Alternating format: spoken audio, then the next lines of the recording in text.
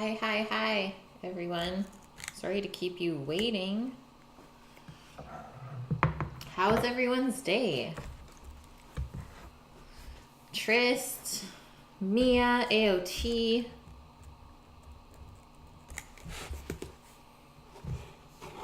It's true, Trist. I think you always beat everyone here. That is a fact. And I am okay with this. Pretty excited for the stream today. I have not prepped a whole fish like this in a long time. It's gonna be fun. Miss Chrissy, hello. Welcome. Trist, your day is good. You had a Big Mac hamburger. Oh yeah. Burgers for life. Had a pretty busy day. The weather has like gone to crap. It got so chilly out. Got like all the windows closed.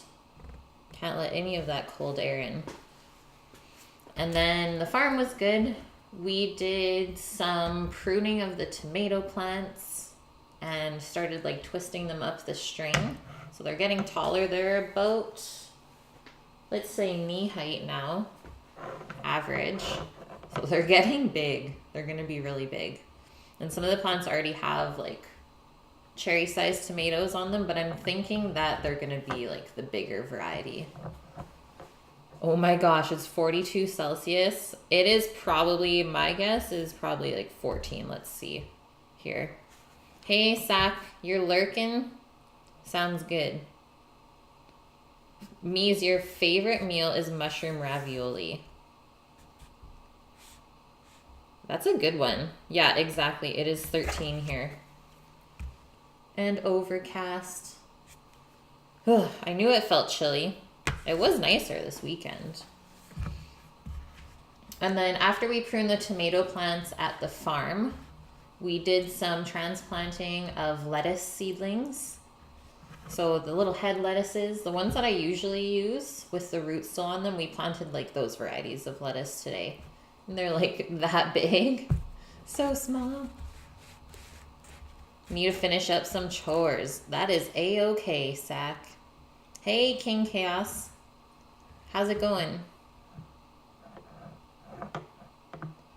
Oh, yeah, Mies. I guess fresh pasta, you just can't make the egg variety. But you can do like the extruded ones. Then you need like probably a $500 machine to do that for you. Hey, Rod. Hey. So let's go over what I brought home from the farm today. Got a little bit of everything. So we got 3 big bunches of garlic scapes. These ones they're getting a lot bigger. But I think I have some pickles to make this weekend. Gonna be doing some pickling. And then this is a new one on the farm stand this week. Kohlrabi. You guys ever seen this? Sam actually just introduced it to me last year. I never had kohlrabi until last year, so that's a new one, and I really like it. I think we did it mashed up, kind of, if I remember properly. Do they still taste good, Mies? Yes.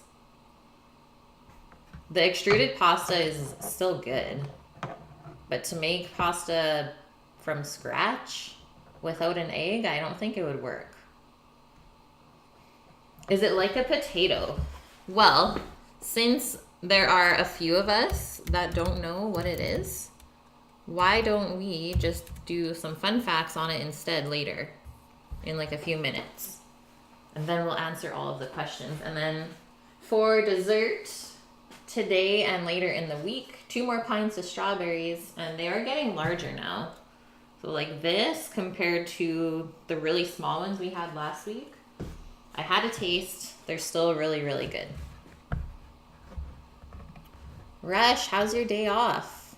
Have you done anything crazy? Salamandrin channel, they went to a hamburger place in LA. They make a vegan burger that tastes like hamburger. Oh yeah, I have seen those. I have not tried one yet though. UK is totally slacking, Mia. Like, I remember when I was there 3 years ago now, it was really hard to find like healthy places to eat. I'm with you on that. Okay, so there's that. So our menu today, baked lingcod with lemon and herbs. So we got this lingcod yesterday. I'm gonna guess it was like just caught in the last few days. So this is for you, Optrix. I fit it onto the biggest sheet pan we have. But don't tell Betty, because that's the cookie sheet pan. She can't know that there was fish on it. How's it going, Optrix? You got some sleep today. Nice. Nice, Rush. It's always good to catch up on sleep. It is massive, hey, Mia? Massive. It's like 7 pounds. So we are going to obviously not cook the whole thing today because that's obnoxious. But we will portion it down. I will probably just cut out the really nice main fillet part. Get out, let's say, 6 portions-ish. And then depending on what's left on both the head and the tail, we might skin it or fillet it or just pack it up and leave it to make like a chowder or some kind of fish soup with instead. 7 pounds without the head. I was really hoping that the head was going to be on because that is very, very flavorful for broths, but oh well. I guess I'll just have to specify next time. Unless they don't do that way, unless they catch it and completely clean them on the ship. I don't know. Okay, and then the other thing Optrix requested was cauliflower roasted with turmeric, fennel, and mustard seeds. So it's going to be really nice and yellow. And we'll have some nice spices in there with the fennel and the mustard seeds. They are really nice when you roast those or like toast those seeds up. So I'm pretty excited for that. And I have some Japanese turnips in the fridge that I got from the farm last week. And I want to use them up, so I'm going to put that in with the cauliflower as well today. I think that would be delicious. Turnips are really good roasted too. And then garlicky green beans with crunchy breadcrumbs. So I think I made this breadcrumb mixture with pistachios last time I did green beans. And we did it with like a citrus kind of sauce. So this time we're going to do just like nice and fried garlicky beans, and we'll put the crumbs on top again.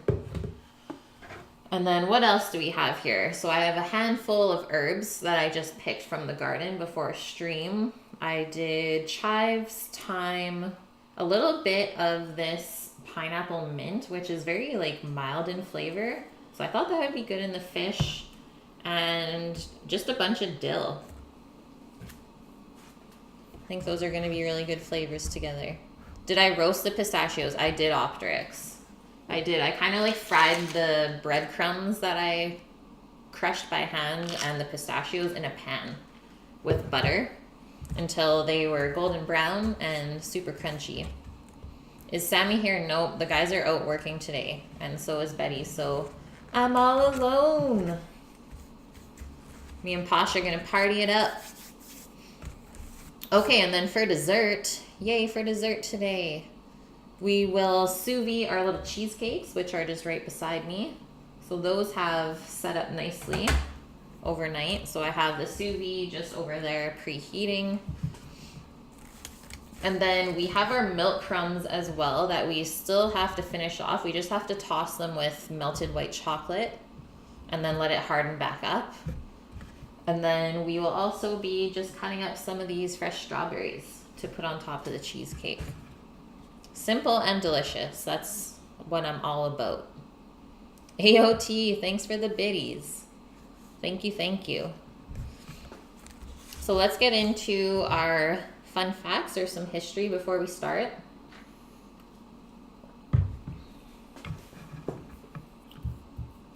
Hopefully everyone's day has been awesome. And all of the recipes I'm using today are posted in Discord already. History time, yeah. Where's Chief? Okay, let's do some lingcod history first. It's a pretty ugly fish. So lingcod is also known as buffalo cod, and it's a fish of the greenling family.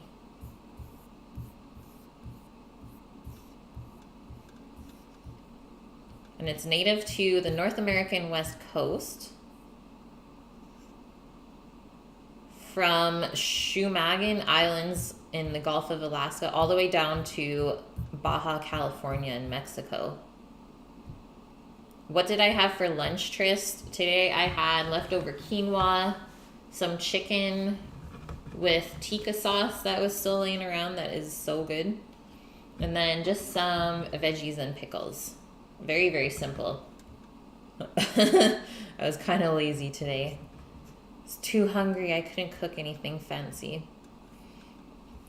Okay, so lingcod are endemic to the west coast of North America, with the center of abundance off the east coast or off the coast of British Columbia. That's where we are. They are found on the bottom, with most individuals occupying rocky areas at depths of 10 to 100 meters. And tagging studies have shown lingcod are a largely non-migratory species, with colonization and recruitment occurring in localized areas only. It is healthy, yeah. It was a healthy lunch. I am okay with that.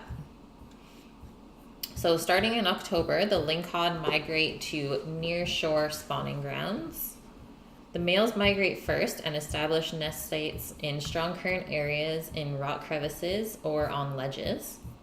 Spawning takes place between December and March, and females leave the nest site immediately after depositing the eggs. Males actively defend the nest from predators until the eggs hatch in early March through late April. So that was not too long ago then that we had little hatchlings around. And then the larvae are pelagic. I don't know if I'm saying that right.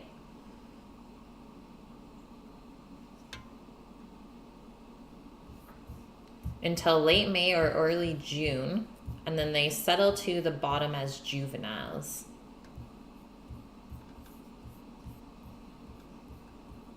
So females and males mature at age 3 to 5 years and 2 years of age, respectively. Pelagic, that means of a lake. Yeah, it says it means like open sea. Learning stuff. Yeah, that is the spelling. Pelagic. And lingcod are voracious predators, and they feed on nearly anything they can fit in their mouths, including invertebrates, many species of fish, such as herring. Oh my god, there's a little hummingbird outside the window. So cute. So herring, salmon, and Pacific hake, they also feed on. And one of their favorite foods is smaller octopus. And they also readily devour large rockfish. They are aggressive. Lingcod that survive the larval stages have few predators themselves and are vulnerable mainly to marine mammals such as sea lions and harbor seals, which I've seen both of those here. Like, they are everywhere in the water. It's crazy. And humans, yes, and us. Why would that not list it? I guess we don't count as a predator.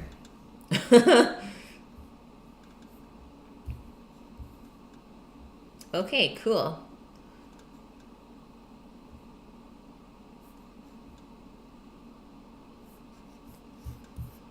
On to, let's do kohlrabi first, and then we'll do cheesecake history. I thought that would be a fun one. So kohlrabi, this crazy little green vegetable. I find them so hilarious. They just look like little tennis balls or something. Also known as a German turnip. It's a biennial vegetable, a low stult cultivar of wild cabbage. And it's the same species as cabbage, broccoli, cauliflower, kale, Brussels, collards, and guylan. So it is a brassica. Let's say that. Oh, Chief, you just made it. Sack, thanks for this 69 biddies. Yeah. So it can be eaten raw or cooked. Edible preparations are made with both the stem and the leaves. And despite its common names, it is not the same species as a turnip. So it is still different. It's going good, Chief. I'm glad you made it. We just finished up some cod history, but you didn't miss too much. How are you? The name comes from German Kohl, which means cabbage, plus Rube or Robbie, which means turnip. So cabbage turnip, because the swollen stem resembles the latter. Makes sense. Kohlrabi is a commonly eaten vegetable in German-speaking countries and American states with large ancestral German populations. Very cool. Such as Wisconsin. But it's also very popular in the northern part of Vietnam, where it's called su hao, and also in eastern parts of India. You're grand. The fish is looking fresh. Yes, it is. I'm excited to eat that. It's going to be so good. So kohlrabi has been created by artificial selection for lateral meristem growth. Its origin in nature is the same as that of our brassicas, so anything cabbage-like. And they are all bred from and are the same species as the wild cabbage plant. So it's all derived from a brassica. The taste and texture of kohlrabi are similar to those of a broccoli stem or cabbage heart, but milder and sweeter, with a higher ratio of flesh to skin. The young stem in particular can be as crisp and juicy as an apple, although it's much less sweet. Very, very cool.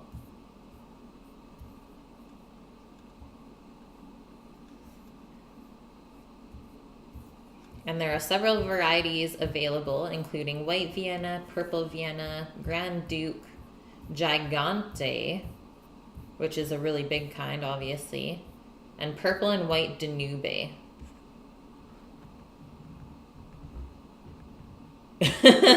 Yeah, I didn't say cook. We're gonna eat it.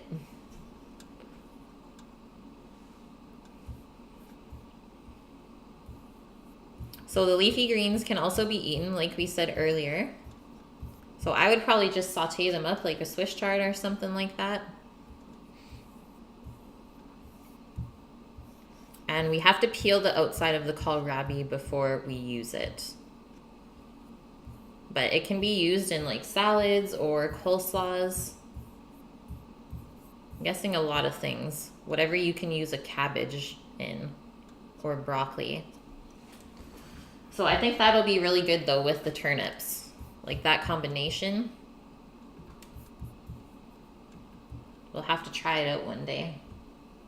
But I don't plan on really cooking those with anything this week. So maybe next week we'll do something with kohlrabi early on. Unless I can fit it in somewhere. Like maybe Friday with the chicken parm. We'll see. I had to take it though because I wanted to try it.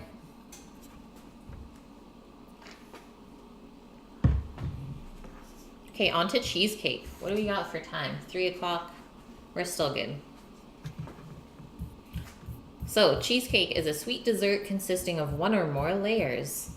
The main and thickest layer consists of a mixture of soft, fresh cheese, typically cream cheese or ricotta, eggs, vanilla, and sugar. And then it says, if there is a bottom layer, it often consists of a crust or a base made of crushed cookies. Yum. I really want cheesecake. It's Yaffy. Welcome in. Yeah, cream cheese. Give us all of it. And it may be baked or unbaked. So you can totally decide which one you want to make. And it's usually sweetened with sugar and maybe flavored or topped with fruit, whipped cream, nuts, or cookies. or some kind of like caramel or chocolate syrup. Really, whatever you want. And cheesecake can be prepared in many flavors such as strawberry, pumpkin, key lime, lemon, chocolate, Oreo, chestnut, or toffee. Whatever you want. All of the cheese. Bake that bish. I know we're doing something crazy today. We're sous videing it. And I'm kind of scared. Not gonna lie. I just don't want the jars to explode. Is the main thing here. Okay, so history. Smooth, fresh, unripened cheese sweetened with honey must be almost as old as cheese making itself. And land of milk and honey is a deep-rooted idiom. An ancient form of cheesecake may have been popular in ancient Greece, even prior to the Romans' adoption of it with the conquest of Greece. What is that? What do you mean, sous vide? Hello, hello, Viyun. I hope you are well. Good to see you in here.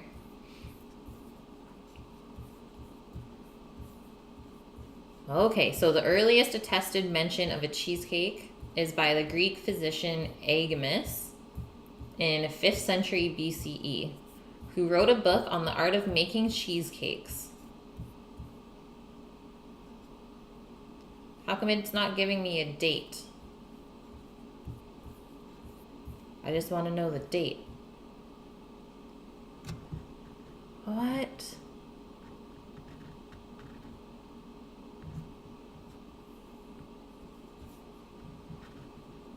Okay, carrying on, guys.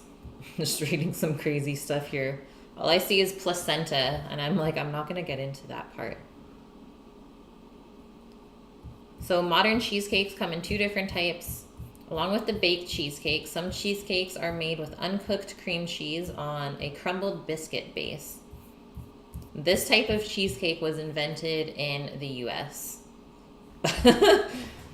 Not getting into it.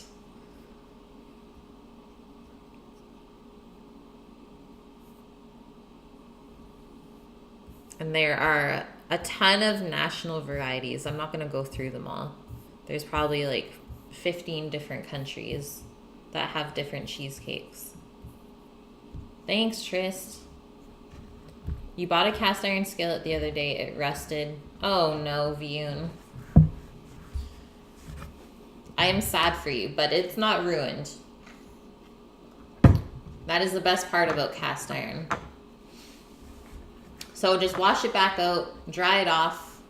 Your rust should all come off. Like, you make sure that you dry it after you wash it right away, because you can see that it does rust quite quickly. And then just use some sort of vegetable oil, not olive oil.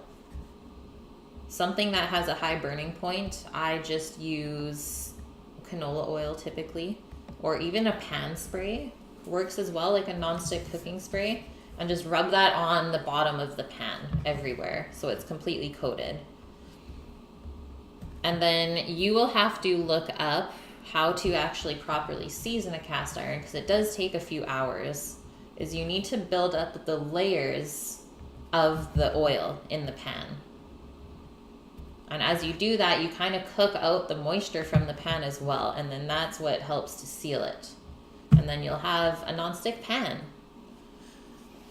So they should come out looking like this, like nice and black and shiny all the time.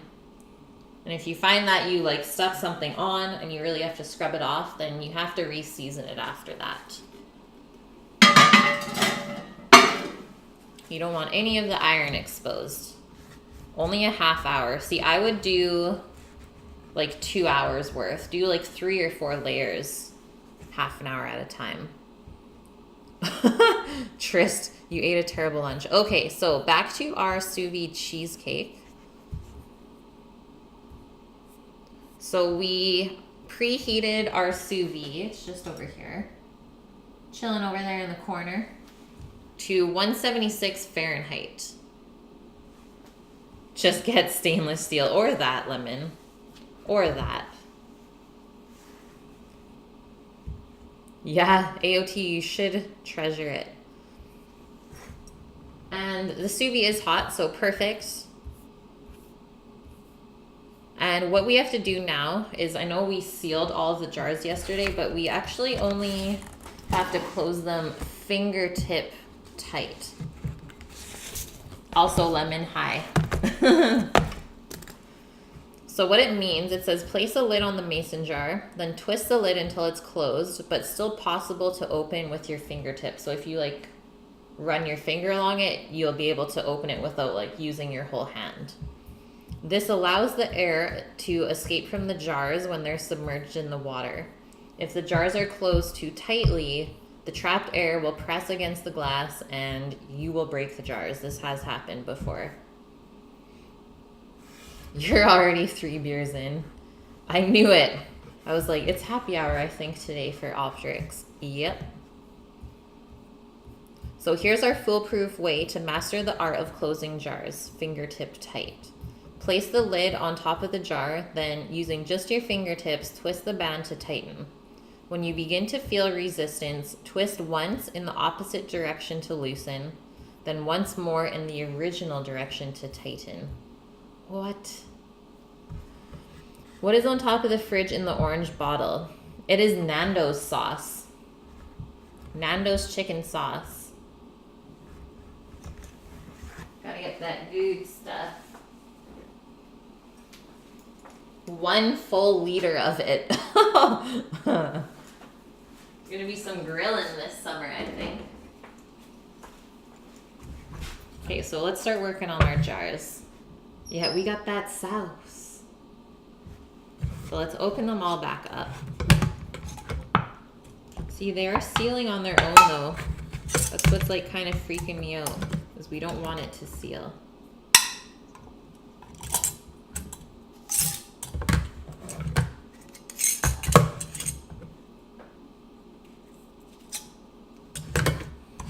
Okay. Put that on straight. Steampunk, how are you? So just using our fingertips. We felt resistance. Once in the opposite direction. I don't get it. Then once in the original direction. So like just so it's tight. And then the air will be pushed out and it will suck down. Like it will seal itself in there if you do it properly.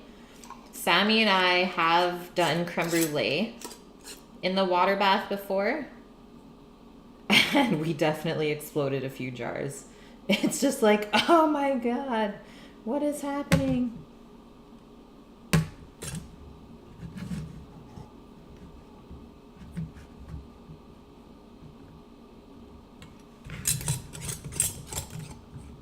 Resistance is futile.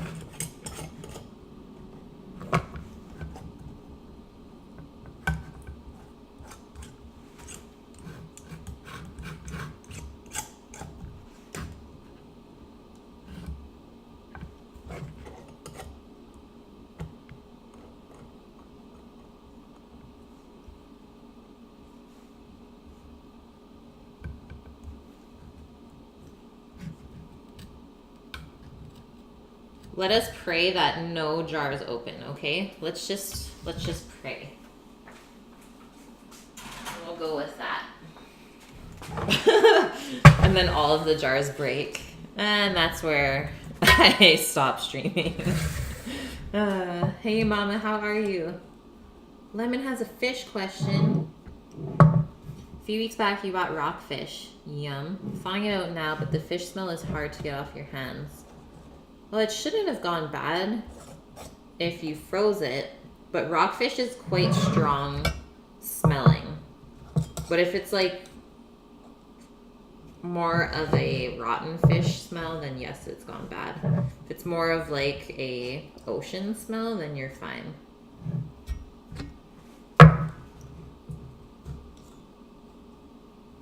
Yeah, you may be stuck with that fishy smell. Rinse it off with cold water. And check it after that.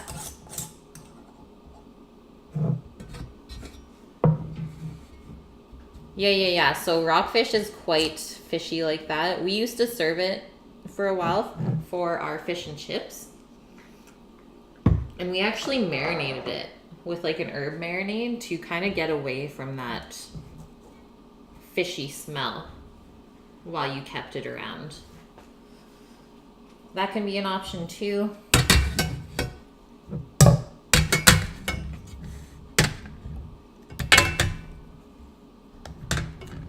Okay, we're going in. We're going over. I'm scared. It's scary.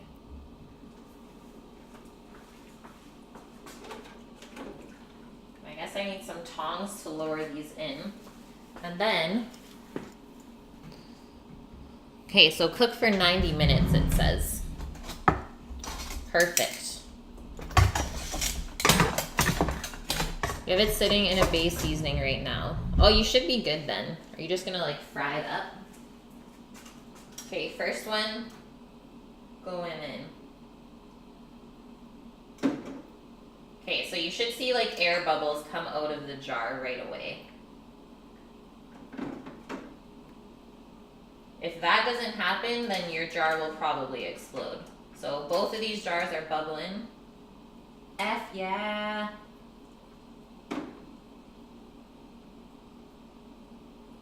Okay, that one is 2.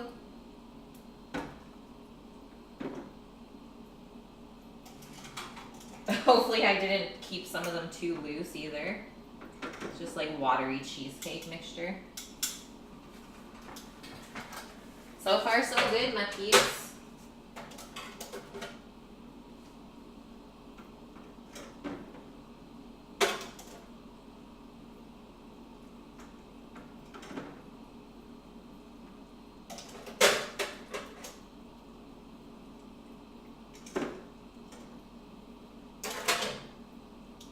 We're gonna have a lot of little cheesecakes here.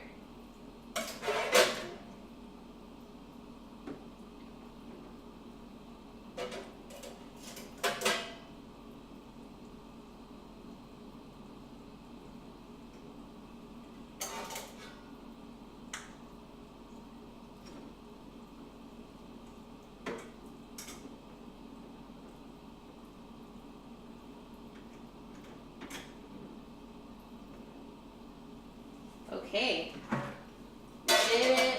They're bubbling away.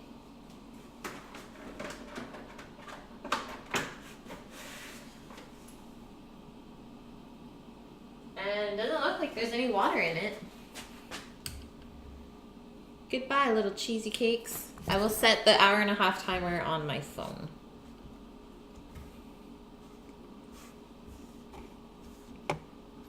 Yeah, bubbling, yeah. It's the simple things. Sweet, cannot wait to eat this.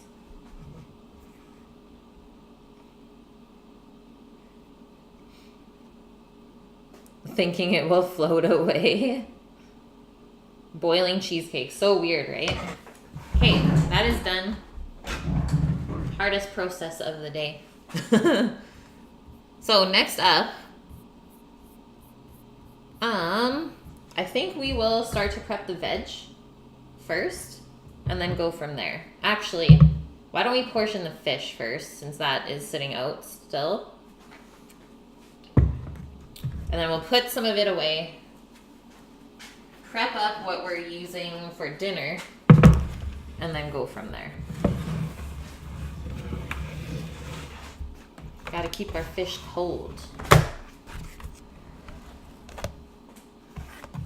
It is so big, like it doesn't even fit on my cutting board.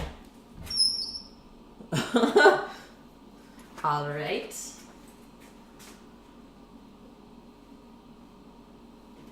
This is where the really big knife comes in. Are you guys ready for this? But I think I'll probably still need the boning knife.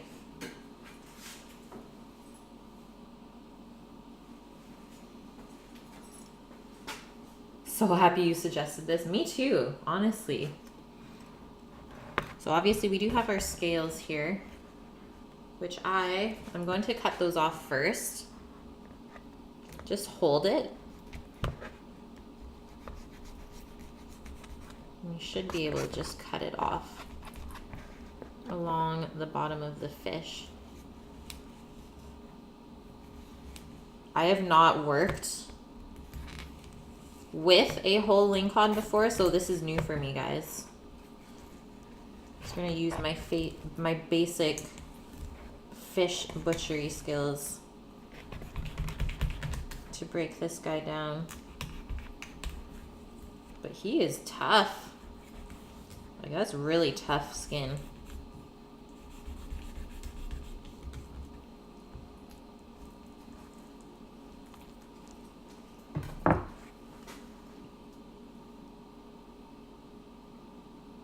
You always cut yourself on scales or fins. Yeah, this guy, no scales on him. But honestly, I think I need this. I need the sward.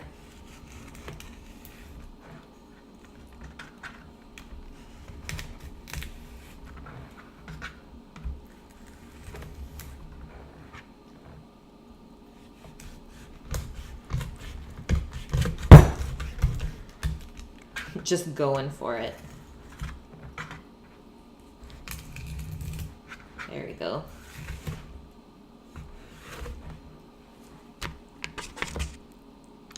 Goodbye, fin.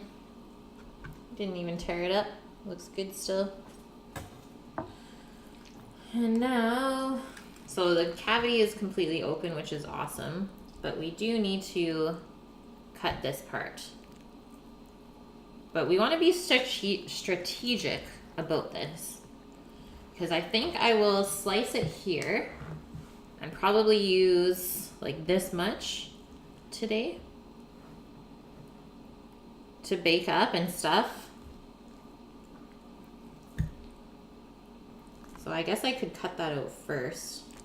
It is going to be a task. I know this. So luckily I have all of the knives that I need. And I even have a cleaver if it really comes to that. This is so savage. It's true Albus. So let me go, what did I say, down here probably?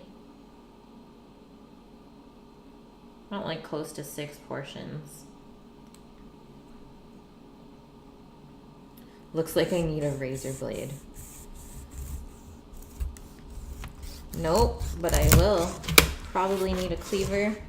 That was actually pretty effortless though. So there is that. Beautiful. Like, that looks so good. Yeah, I am gonna save the cuts for stock. But like, look how nice that flesh is. Oh man. Oh man.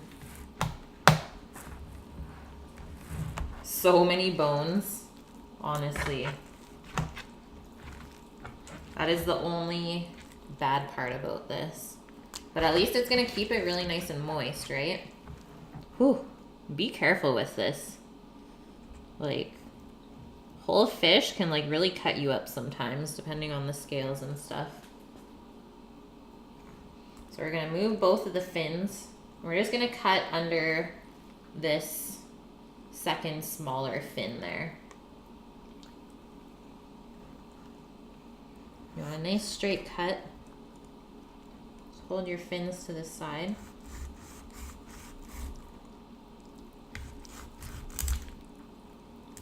There we go. I think I'm gonna do the other side now too. Oh, it is so worth it, especially for the price that I paid as well. Boom. So our sous vide is back up to temp.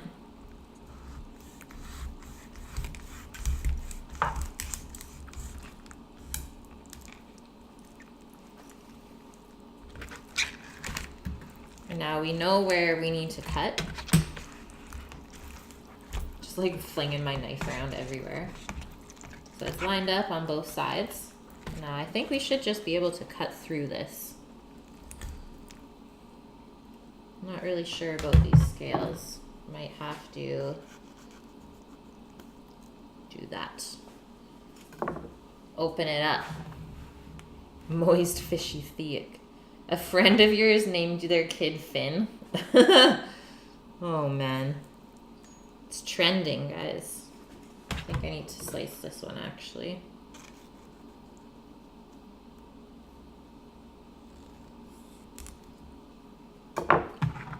Where did I catch this, Albus? I did not catch it. But it is caught in BC. Somewhere here just off the coast. Trying to go through the spine right now.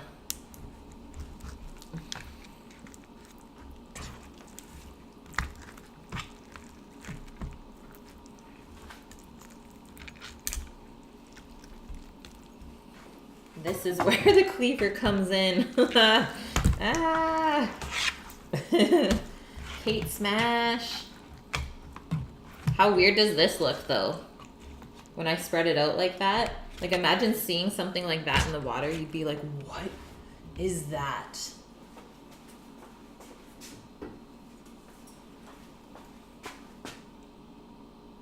Arabian Nights.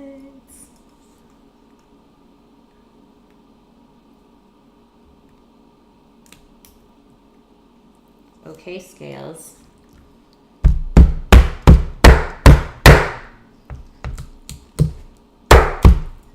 Bam.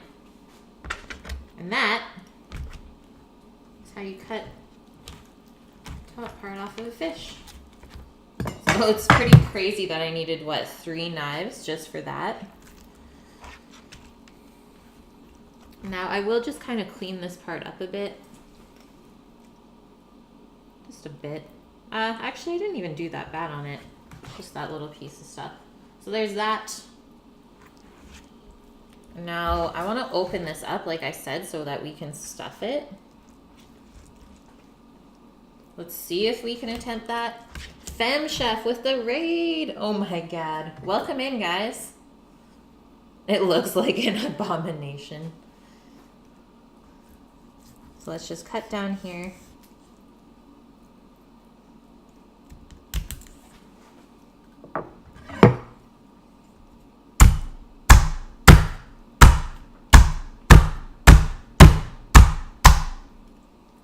Open it a bit. I'm okay if that's like a little bit mashed up. So we still need to be able to stuff it. And the way that we're gonna serve this, now that we have our piece, is this is gonna get stuffed. We are probably gonna tie it just so it lays nice and flat, because otherwise you can see how it kind of just wants to open up. Oh yeah, some amazing soup meat. Like, it feels so crazy. And so we'll stuff it with the lemon and herbs, tie it up. We'll bake it this way. We'll probably stuff it with some butter too, like, come on. And then once it's done, we'll take the ties off. So it will probably be sitting like this still. And then you just want to peel the skin back.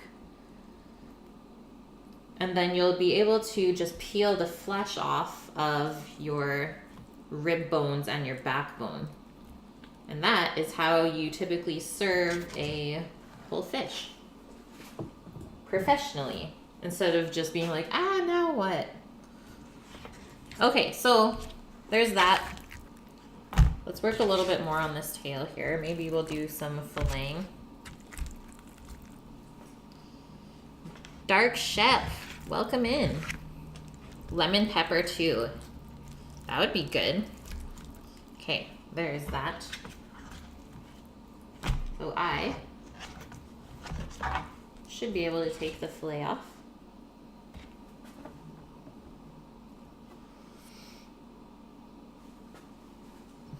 I'm just deciding which side to start from, because typically you start from the head and just go down all the way to the tail. This could be a little bit more challenging now that the top part is gone. Because we don't want to leave too much flesh on the bones, but at the same time, let's just do our best. And whatever is left, it's not like we're throwing it out. So just slide your knife along the rib bones and the backbone, trying to keep it as close as possible. Don't get stuck on the fins.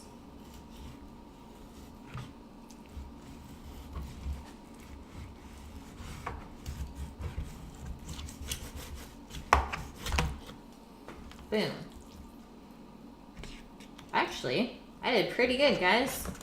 That's a really nice fillet. There's like no cut marks or anything in it, so that's what you want. Guys, why do I always doubt myself? Because I haven't done this in so long. Straight up. Femme Chef Raid, how was the stream? Hey, Harry Potter. Welcome, welcome. I'm gonna move this out just so we don't damage it, since we did so good.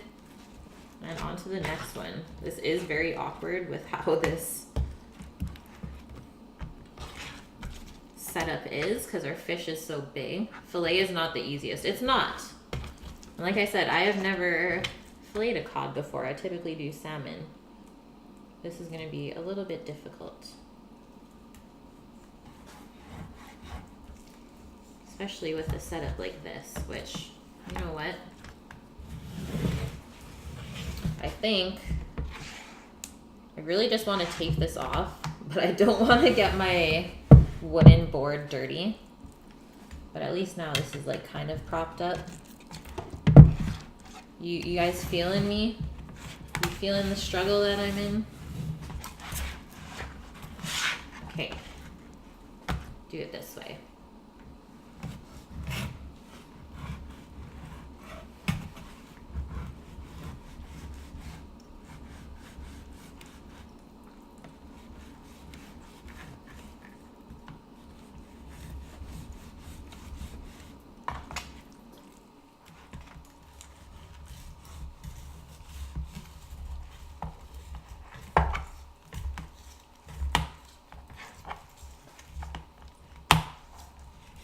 Get off.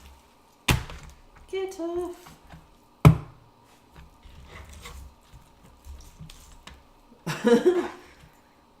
Can you tell how tough this skin is?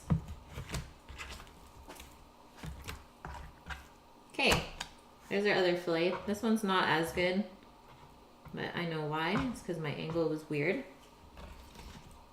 So we can leave the skin on or just take the skin off, which I think I'm gonna do right now as well. Didn't realize you were out of butter. Kevin had to go get some. Yeah, you can't make a roux without butter. Oh man. Mac is in the oven. Nice. Well, honestly, once you get more comfortable, you will be able to just like sit and talk and chill. Like it will surprise you that people actually want to do that. So take the tail end, and I'm gonna use this piece of it to hold on to. And you should just be able to run your knife under the fillet and pull it out.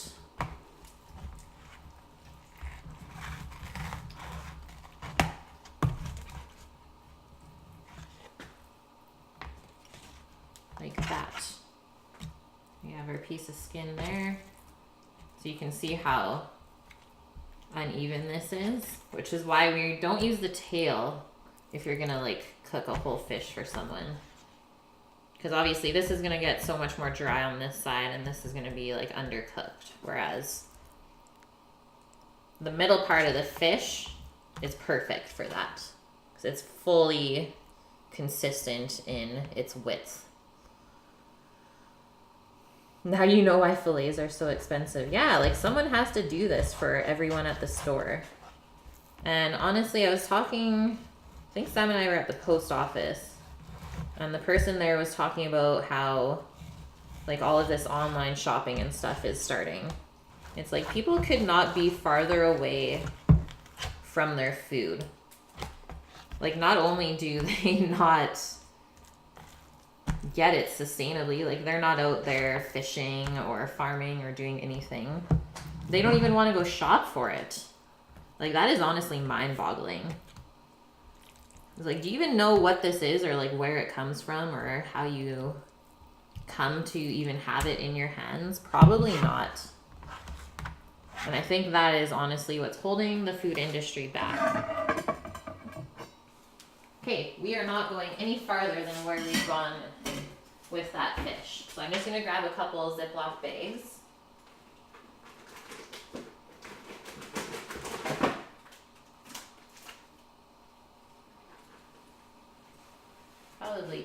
Boo is good. Better make some bouillabaisse. Oh, I haven't done that in a while.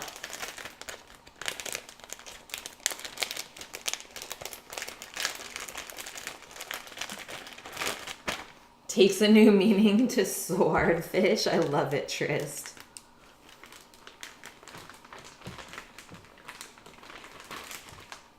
But the flesh feels really, really nice. I will say that.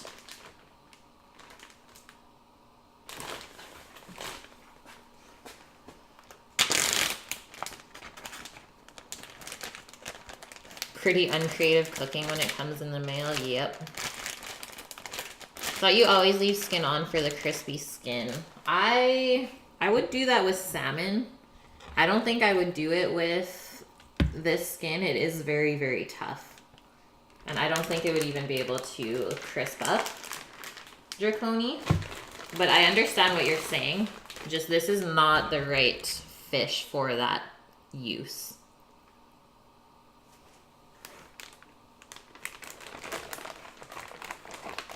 You have an awesome James Beard recipe for bouillabaisse? Yes. Yes. Okay, so now I'm just gonna quickly wash up my hands before we deal with that other piece. So I need to put it onto a much smaller sheet pan that is lined with parchment.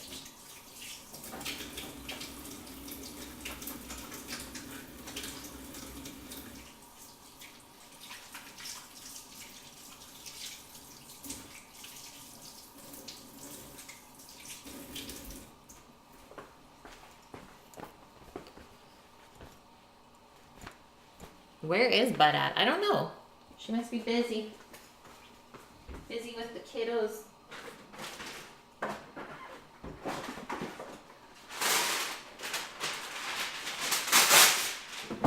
Tris, is it only you in here for Mom? Whoa, what just happened? Optrix, gifted the sub to Harry. Come on, guys. Thanks for spreading the love. Welcome in, Harry Potter. Optrix, you've gifted 3 subs already. Thank you so much, man. Honestly. I appreciate that fully. And for you to do this in this month when we're doing the giveaway, that is so awesome. So Harry, just so you know, you are entered to win one of the Cook with Kate aprons. We're going to do the draw at the end of the month. Okay, transferring this piece over. A pineapple! Yeah, what's in the background? This is the largest pan I have ever seen.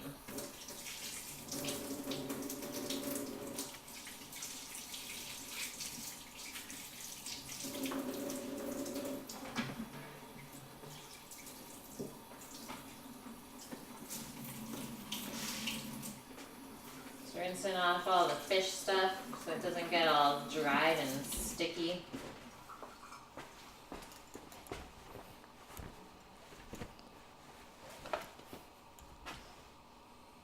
You thought someone else was in here too. Well, that's all good, Trist. That is awesome. I know the odds. Every time we add someone to the squad, the odds to win the apron get worse. Okay, I am just closing up our fish stock bag and then the other bag with the 2 fillets. And then after that, I'm going to take a bathroom break and then we will stuff the fish. So ready for that. And then I believe it will cook for around 20 minutes, maybe a bit longer. Let's say half an hour, just because this is quite large. Give ourselves enough time. Because it is big enough that if you take it out early, it will stay hot. Yay, Harry Potter! Someone new for the squad. You just get automatically added as a sub? Yes. So I've just been writing down people's names that have subbed during this month already. And then at the end of the month, I'll grab something to put all of the names into, and Sammy will draw somebody. Hopefully there's no fights when that happens. No scandals.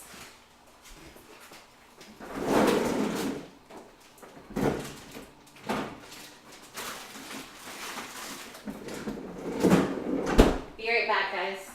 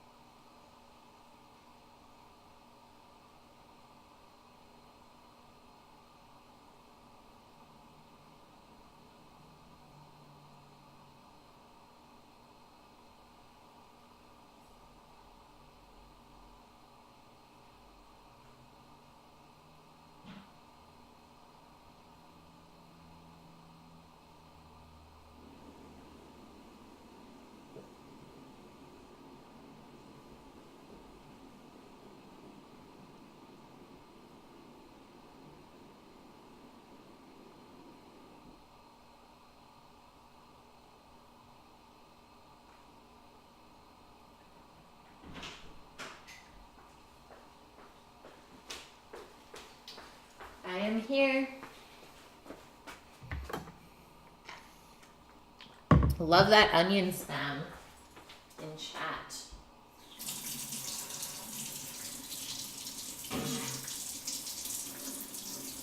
Refilling my water. She's a little parched. And guys, the jars are still bubbling.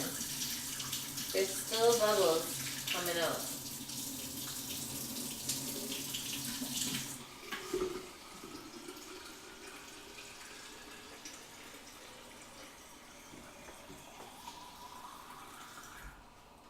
But the water is not cloudy. So, I mean, the water would be cloudy if the cheesecake mixture, like if the jars were too loose and the water got mixed with it. You'll wear the apron while watching stream. I would love that. Chief's gonna wear it naked. Yes.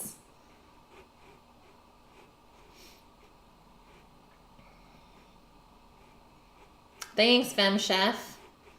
I mean, I just got it embroidered with the Cook with Kate logo, but I'm sure that you could send it back in and they can add whatever embroidery you want. Like if you want to put your name or initials somewhere on it, that'd be cool. Chief on stream. Okay, let's go down here.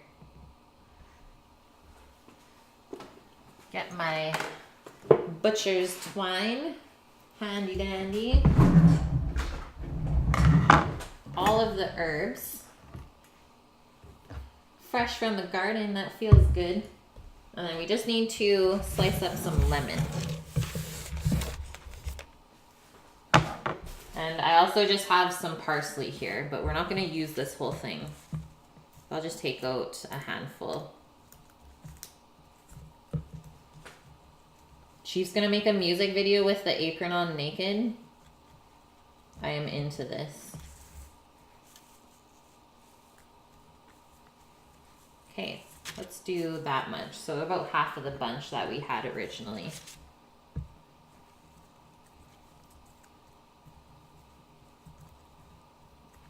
Cheeks out, Chief, for the culture.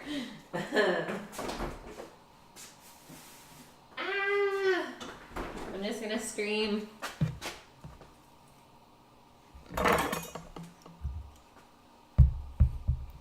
That is some aggressive behavior. Cut your ends off your lemon, and then we're just gonna do, let's say, close to like 1/2 inch thick slices. So let's get 5.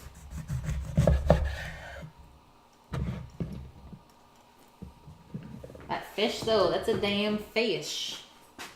Yes, sir. Okay, we got our prep. I guess like those can just be set in there. And I will bring my big knife back because we are going to slit this, I think, 3 times along the skin.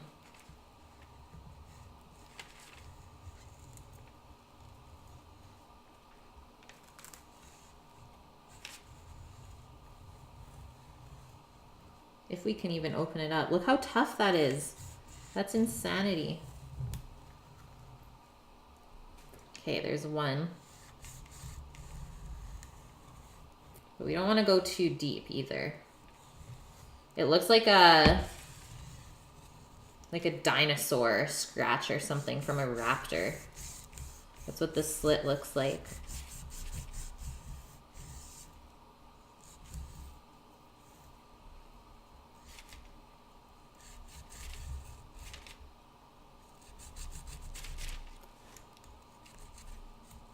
Okay, that looks good. I'm not gonna do too much more.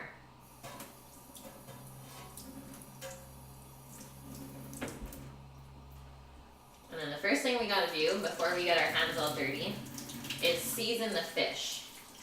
So I'm just gonna do plain salt and pepper because we are adding our own flavorings into it.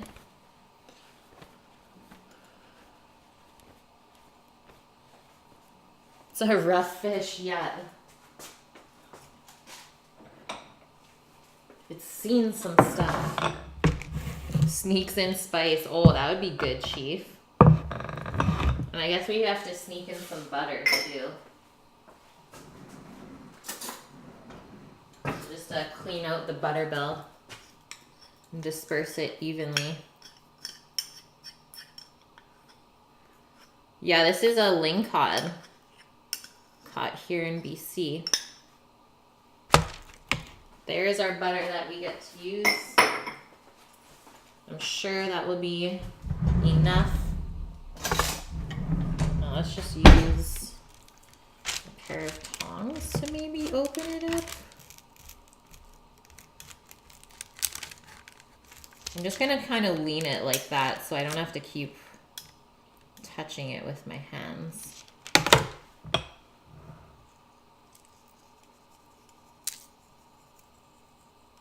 And you don't need to season super generously with fish. I find that fish tends to be better when it's not over seasoned. I mean, that goes with anything, but fish is just so delicate. Like, you will notice a lot quicker if you over season fish compared to beef or pork. And that has to do with also the amount of fat in the fish. Maybe I can prop this on the lemons. Make a little base. Boom. That's chef skills right there, guys. Problem solving. Giant cod, we call her. She's thick with it.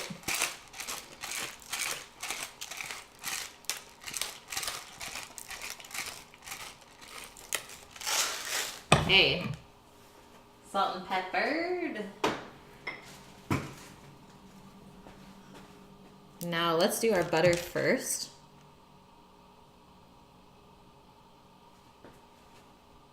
Yeah, I think it was like $62. I really don't know, but that's what the lady told me on the phone. Betty did not say anything, so I'm not sure what the price was when she picked it up.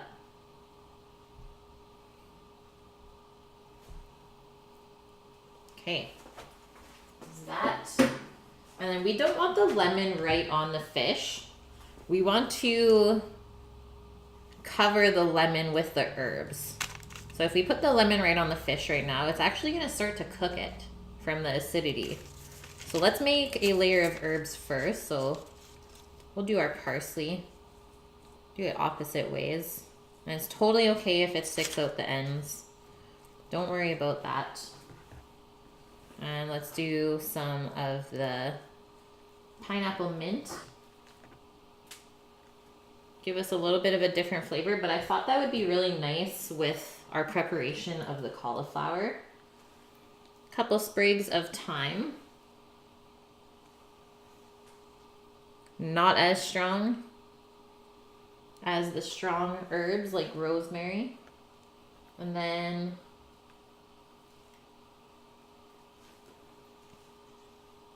a couple of chives. And I'm gonna leave this other handful of chives for us to chop up later as a garnish. I think that sounds good. I have like 2 sprigs of cilantro. I don't know how those got in there. And the rest of this is dill. Fresh dill. And this is probably the best herb to put with the fish.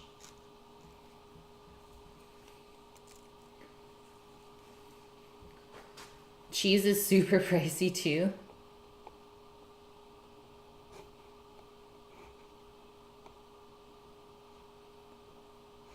Letting the ketchup work its magic. You are crazy, Lemon, and I love it. You just say those things to bug me. How is Mamacita? She's good. She's at work right now. You're so hungry. Harry, you're struggling every day. I love it. It's like a bed, exactly. Kenton Kit, thanks for the follow. Welcome in. So now we can layer our lemon in. What herbs am I using? I have parsley, dill, pineapple, mint, and chives.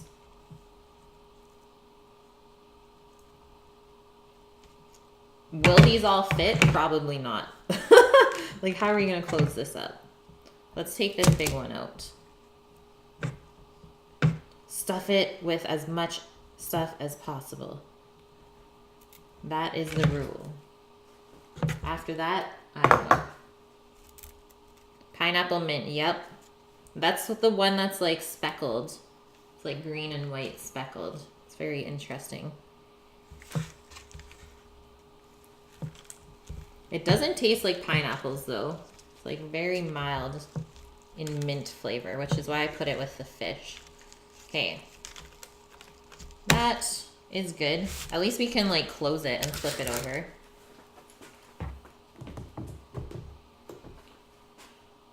And I guess I will just touch this with my dirty fish hands.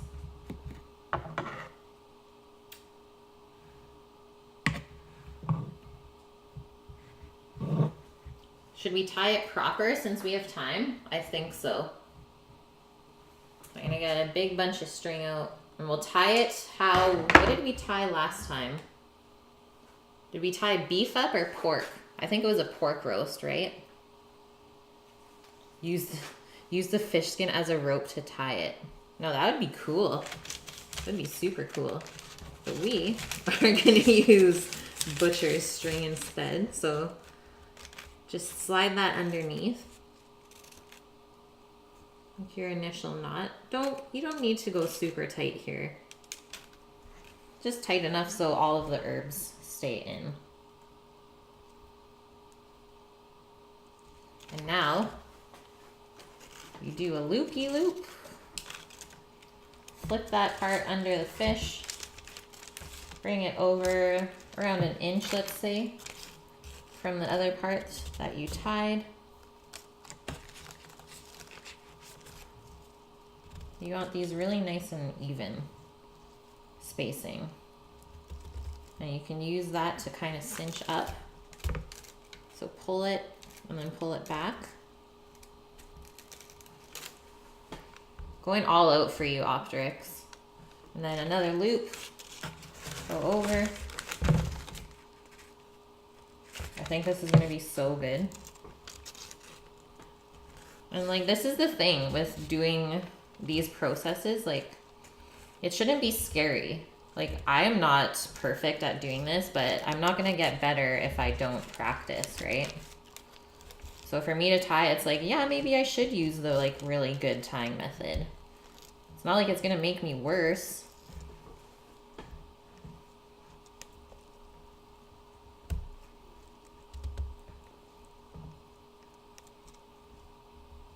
And again.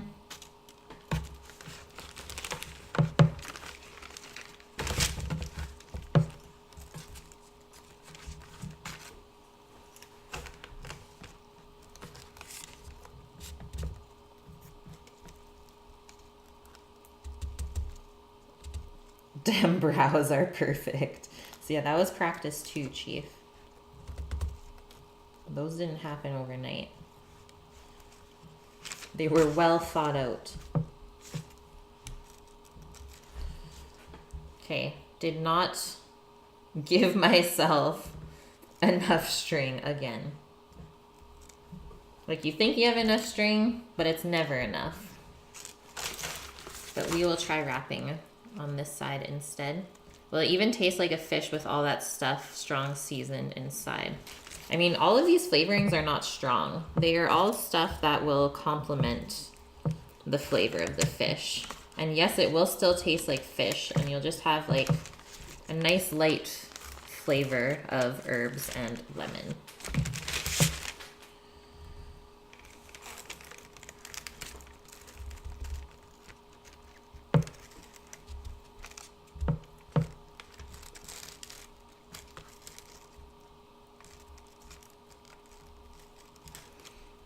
So we're gonna tie off this piece right here. And we just need a little bit more string to finish off the end.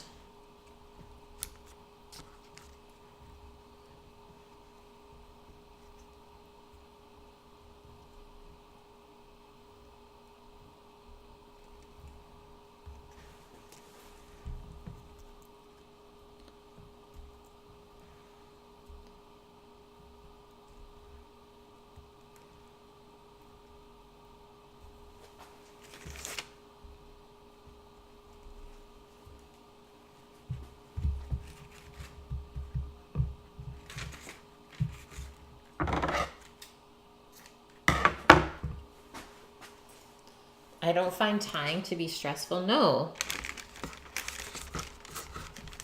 I mean, for me, it's like almost relaxing.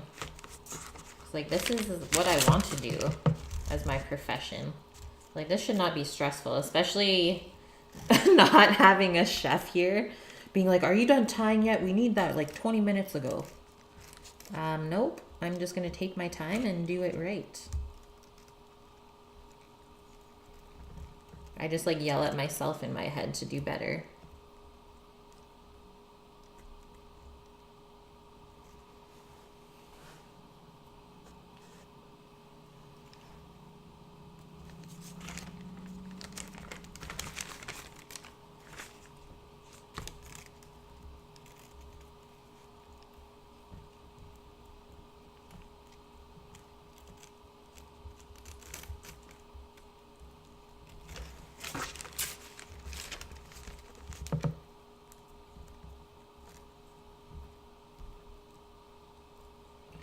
Oh, Tay.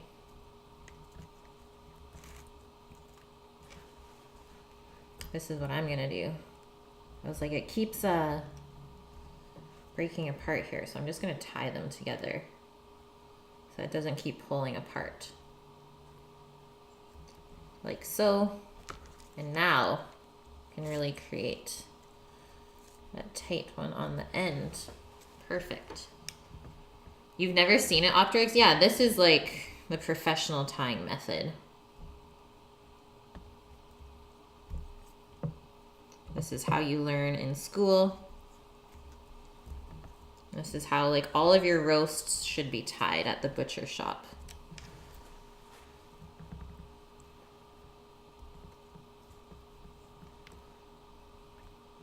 It looks so fancy. It should. We put lots of love into it. It should look amazing. You should be like, I want to eat this now. Snip our strings off. And now that can just go into the fridge until we need it.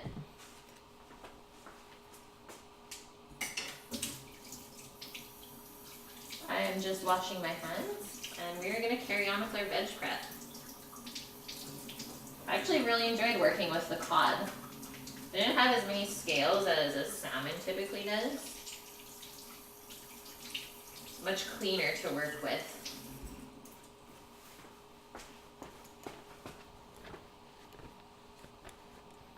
Find a good sushi restaurant and just try all the fish. That's so true. Okay, Optrix, I hope you're happy with that. Here's the other side. That's how it looks. Just push that guy down maybe. But it is fancy. It looks lovely. I think I'm going to take a photo of it as well on my way over to the fridge. Because, yeah, I'm not going to be able to fit it in here. Hey, Tara. This is cod. That was your next guess.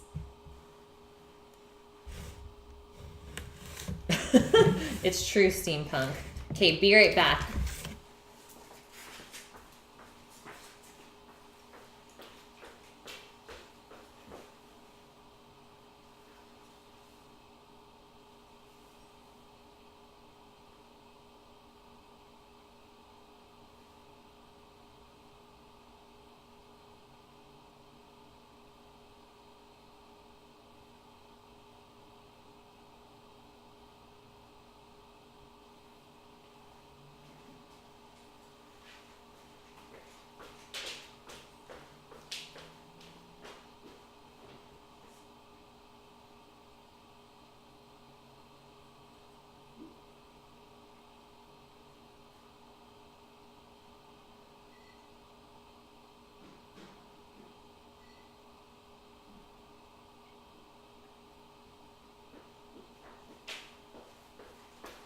Okay, my peeps.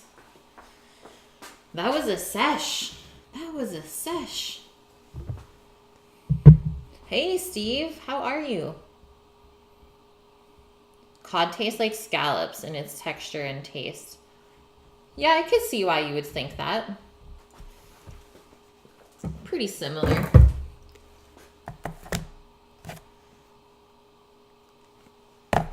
That is so true, Femme Chef. Gotta go find that sushi. The heartbeat. It is so wild. Who came up with that particular knot? I have no idea. I have no idea. Maybe I can find it quickly for you, but I don't remember what it's called. Google real quick. Just says it's a slip knot.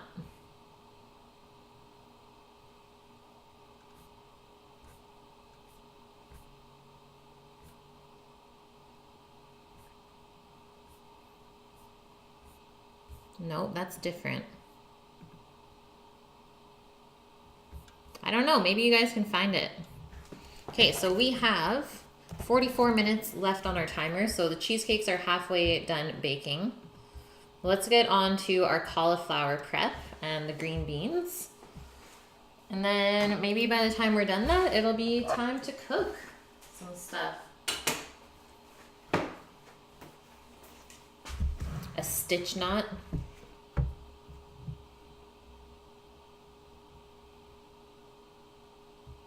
It might be a stitch knot, but I wasn't doing slip knots. I was not. At least I don't think I was. Just grabbing parchment paper.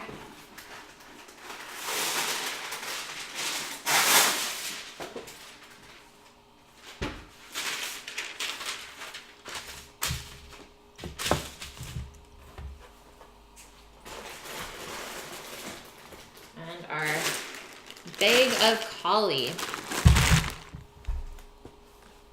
So cut the cauliflower into florets. I would say bite size. Put it in a bowl of water for 30 minutes and drain just before you get ready to cook. Optrix, have you done that before? And do you know why? Because I've never put cauliflower into water. Okay, we are actually frying this. We are frying the cauli in a pan. Chef, you're bouncing. See you. Good luck with the rest of your stream. And thanks for hanging out for a little bit.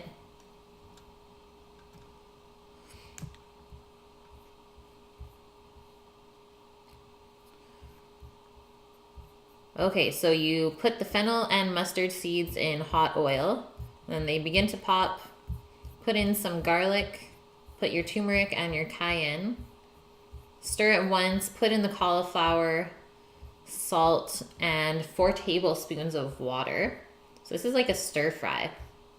It's not actually baked or roasted. But I was totally going to roast it. Maybe I still will. I think I want to, just because we're pan frying the beans as well. I don't want to pan fry everything. You've done it with potatoes. It can help soften starches. Yay! Thank you, Gentaru. Somebody knows. Okay, so we will do that. I don't know, though, because I'm going to roast this. Like, straight up, I'm going to roast this instead. I'm sorry, Optrix. Calling an audible. And it's going to taste just as good. Whether the spices get cooked or toasted up in a pan before or in the oven as it bakes, it's going to turn out the exact same. So let us, I guess, get our cauliflower ready, and then we will toss it. Toss it with the spices and oil to cover it. So I'm going to get a big bowl out.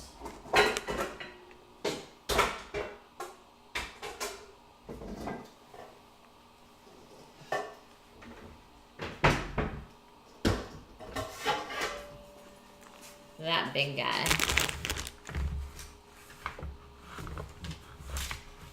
Sous vide cheesecake. You heard it here first, man. Sounds good, Optrix. The recipe wanted me to soak it in water for 30 minutes and then fry up the spices and stuff in the pan and then put the cauliflower in and just pan fry it up. It's a regular butcher's knot. Now we know.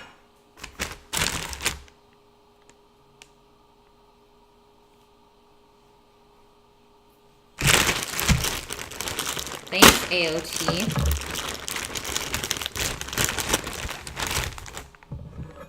Put this bowl in front of me.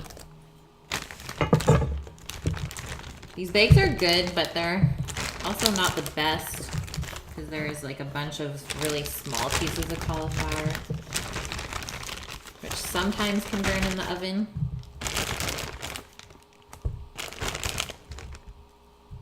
But it's still cheaper for me to buy this than to buy an entire head at sometimes. Yeah, yum. I haven't had cauli in a while. Tara, do you have an Instagram or something?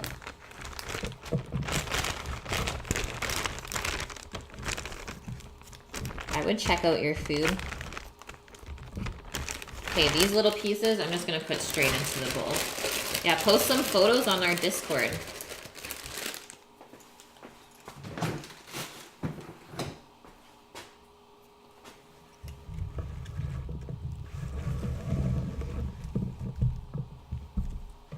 You have a Facebook? If you want, you can post the Facebook link here. Okay, so this is what size we are looking for today. Something that you can easily put on a fork and still have like one bite without it being awkward. So anything smaller than that, we'll just put it into the bowl right away.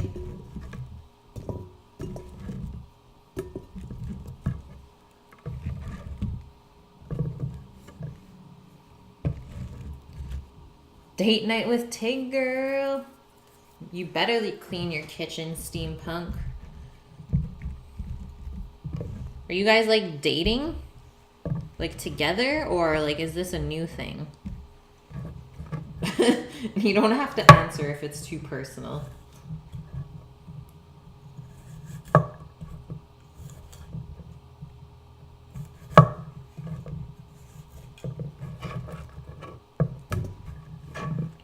You don't know how to post the link from your phone without giving it a dead end link on your Facebook. Just copy the Facebook URL and post that, and it should be fine.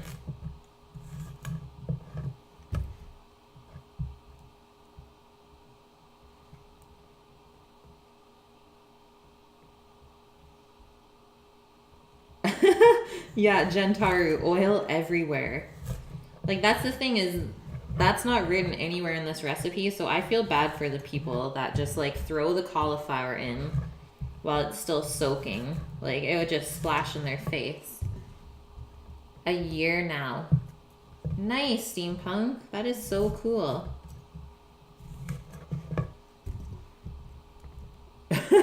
Steve, every night's date night.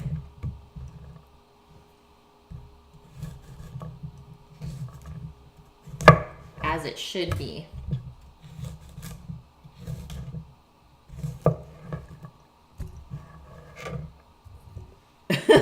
You've been there. Oh man, I've been there too many times to count. I'm gonna save that piece for my doggo whenever she decides to visit.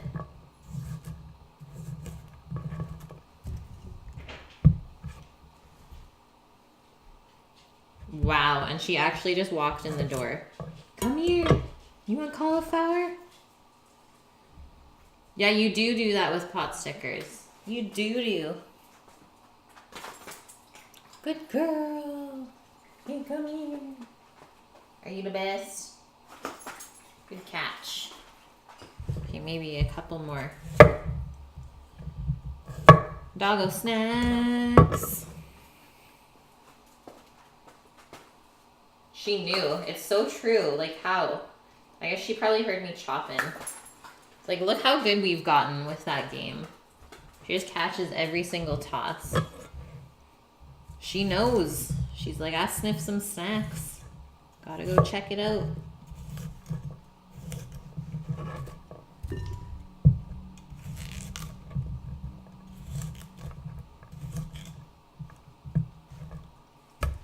Popping in real quick. Hi, Omat. How was your weekend? I hope you are well. Tara, don't be scared. I'm sure they have gone over the procedure with you already, yeah? Just have faith that everything will work out as it should. Yay, Omat.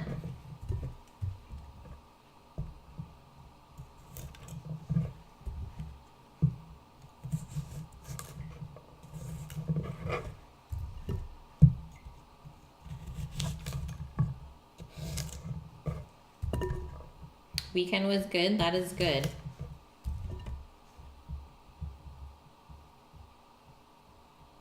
Oh no, Steve. You're not coming after all. Well, shoot, man. I mean, maybe you should try and make your way out anyways. Just to check it out. That could be cool. You never know what you might find. My weekend was good. Ah, not what I wanted to do. Pretty chill. Taking care of Sammy's sprained ankle. So that was fun.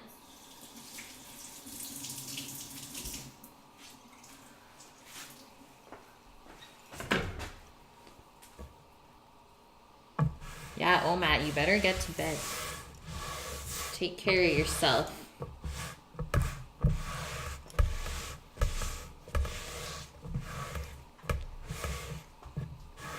Little cauliflower pieces everywhere.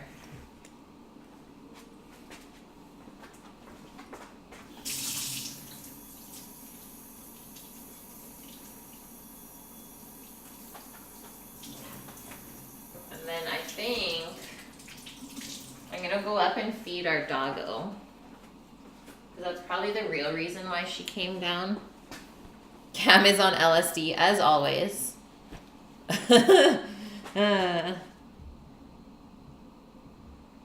What, Tara? Only the day before? Okay, maybe I'd be a little freaked out too. But at least you have the book. Lemons on LSD. Okay, I'm gonna go feed Posh. I'll be back in, what, a minute or two it usually takes me. Posh, let's go. Let's go.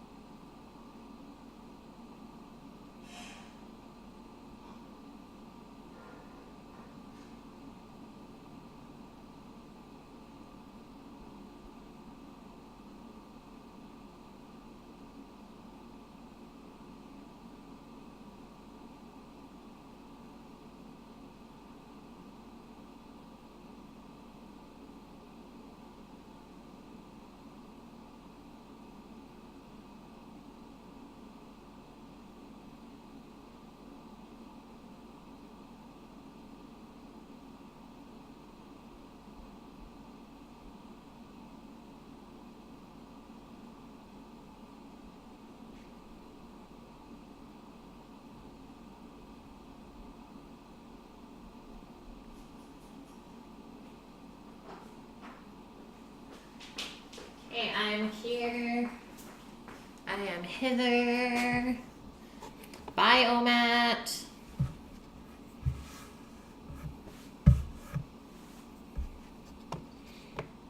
Okay, let's carry on. AOT.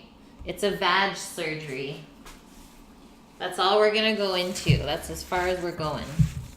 So let's get into our little turnips, Japanese turnips. So we will cut off the tops first. And then depending on how they look, I might peel them up. But the skin on these is really thin, so you shouldn't have to if they're in really good shape.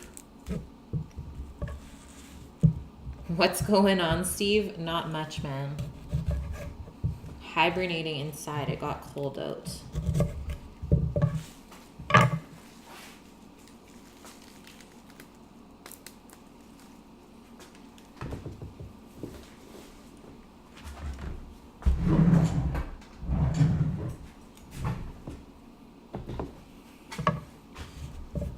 My compost, there's something stinky in there. It smells like blue cheese, but like not in a good way.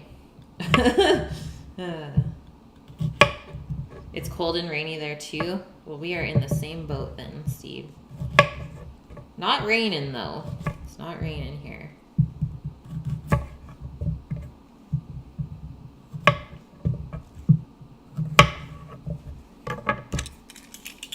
I can't believe it's 42 there, Trist. What? Chef? I didn't know Chef streamed during the day. Welcome in, everyone. We're just gonna peel up our turnips here. They are super small, so try and be as gentle as possible. Chef, how was the stream?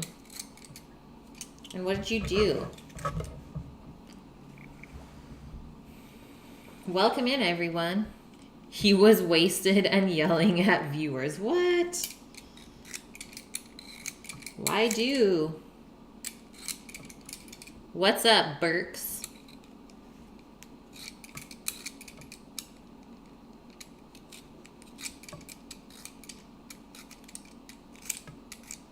I don't know if it's worth it peeling all of this. Maybe we'll just peel off the really sad looking parts and just wash up the rest.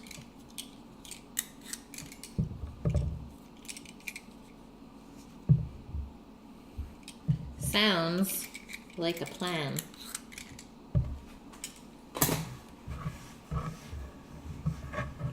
What Bergson just said.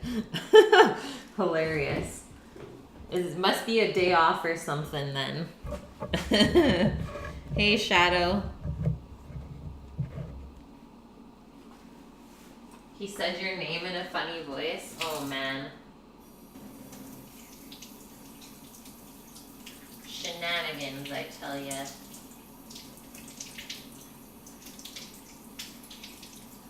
You never know what us crazy Canucks will get up to.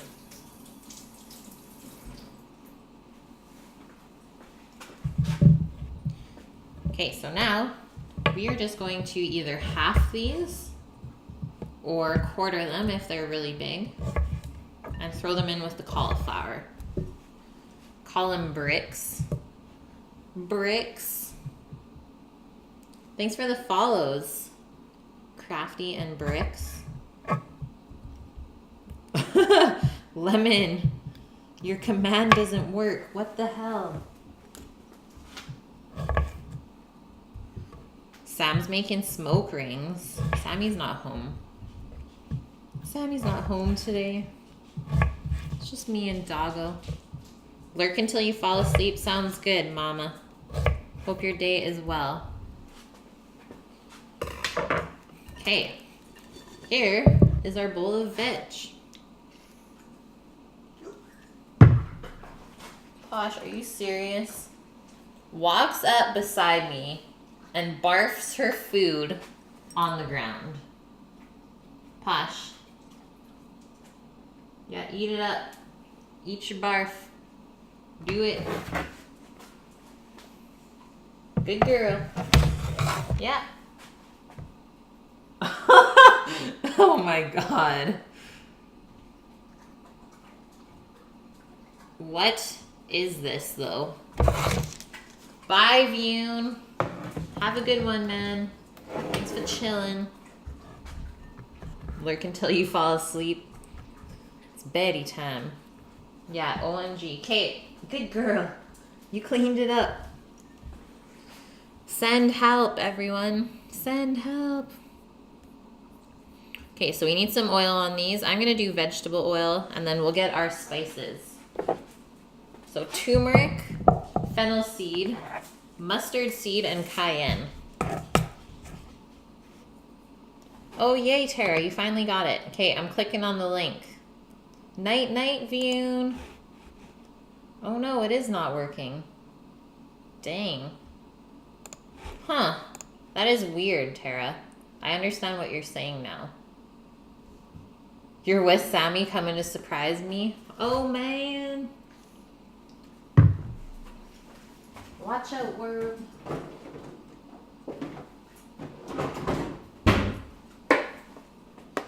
Where is the lemon pepper? I don't know where it is, Tris. I think Betty has it somewhere upstairs. The hummingbird's back again. So we have honeysuckle like right outside our window here in the kitchen. Hummingbirds love it. They're my favorite. You want a good coating of olive oil. I always find cauliflower takes a lot of that. So I'd rather be safe than sorry.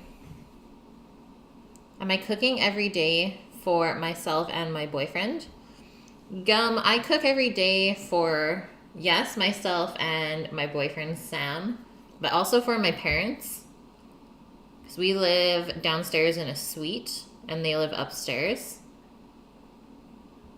So I cook for everyone. I cook for 4 people a day, but make enough for 8 so that we can all have lunch the next day.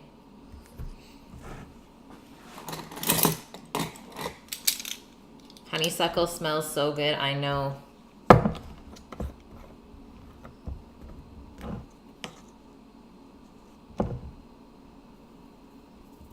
Sup, mama? Did I miss something?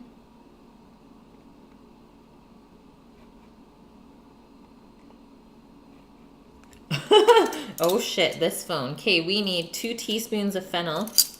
I don't think we'll even get that. We might have 1 teaspoon. Did not realize we were this small or low on it. We're small on fennel. We're running low. So we will have 1 teaspoon instead, which I am honestly okay with. I don't love fennel seeds, but I like small quantities, so that is all right. Next up, a tablespoon of mustard seeds. I could only find the yellow mustard seeds, not the black ones.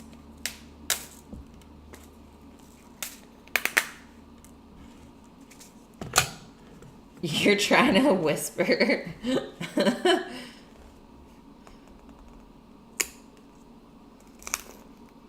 What's going on? Okay, a tablespoon of mustard seeds. That's obnoxious.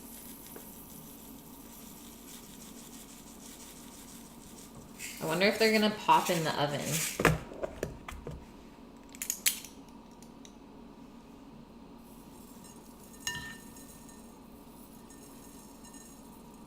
Oh, Tara. I thought you had like a Facebook page for your food, not just your personal page, because that's a little bit different. I understand now.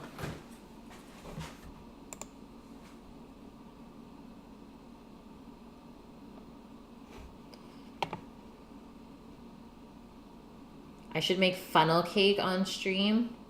What? I like funnel cakes. Okay, a 1/4 teaspoon of turmeric. I don't think that's enough. I think I'm gonna do like a teaspoon of turmeric because I want it to be really nice and yellow. Classic Kate, just doctoring up a recipe to be her own. It's nothing new, guys. You know this.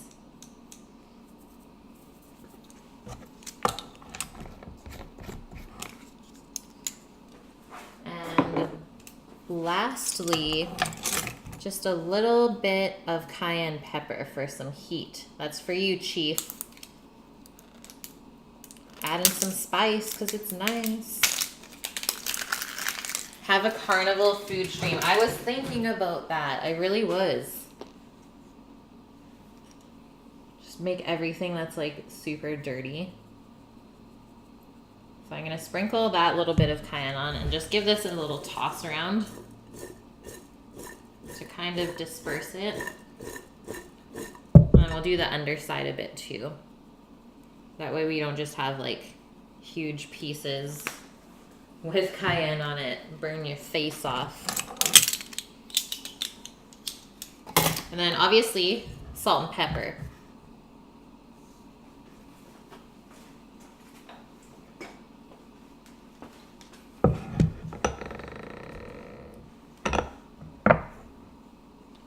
Okay, what kind of carnival food would I make on stream though? Like obviously I would have the deep fryer set up so we could deep fry whatever we wanted.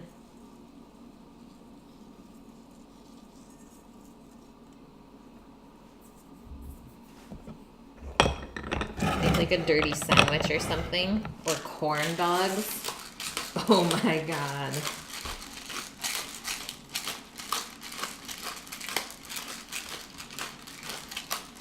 What's with my funny accent? You know what's with it. Elephant ears, yes.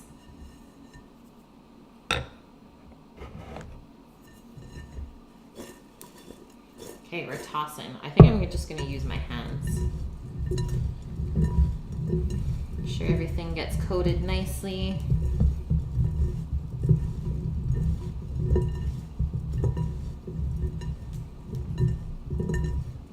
What's that all about? What's a dirty sandwich, Steve? Something that's cheesy and fatty and delicious. Dirty means like something that's not good for you, but it tastes really good. That's why it's dirty. So it's like, you know you probably shouldn't, but you really want to. It's one of those things. Pretzel ice cream topped with fried donuts. The heck, Thunderstruck? Mini corn dogs. I like that one. Tryst. It's not a salad. It's just cauliflower. It doesn't count. Pour this onto our pan. Should get one nice even layer. So you can see how the turmeric has completely coated everything, and it's going to go so nice and yellow. And I'm just going to rinse this bowl out, and we'll reuse it for the green beans.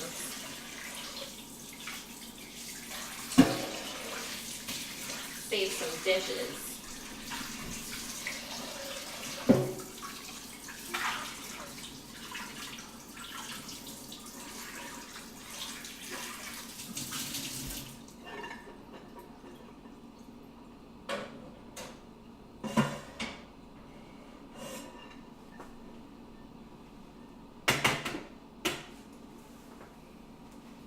Let's spread this out first before I wash my hands completely.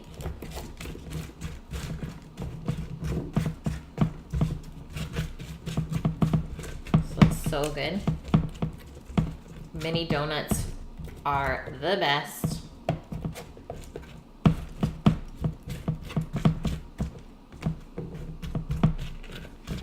Like, I could just watch one of those mini donut machines all day. Never get sick of it. It's just mesmerizing. Okay. It's kind of like Mousetrap watching it work how it does. That is it. So these can just go over to the stovetop totally fine for them to sit there until we roast it, which I think it will take around 15 minutes. We'll probably put the oven at 450 Fahrenheit. So a high heat so we can get some nice char on the cauliflower because that's where all the flavor comes from. Popcorn glazed with sugar and caramel. Oh man. See, now I want all of these dirty foods. Nice, Tara. Perfect. I will check it out right now. And the smell of the mini donuts. Yeah, how do you beat that? You made that? That looks so good. Love wonton soup. How about a Krispy Kreme hamburger? I've always wanted to, Trist. Okay, on to the green beans.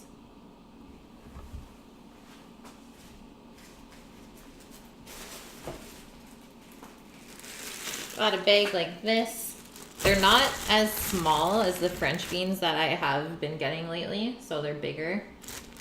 Should probably try one just to see how it actually tastes raw.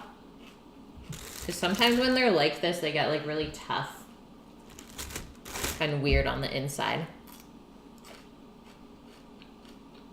But they're still good.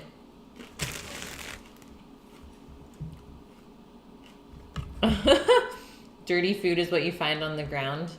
10-minute rule. Not a chance.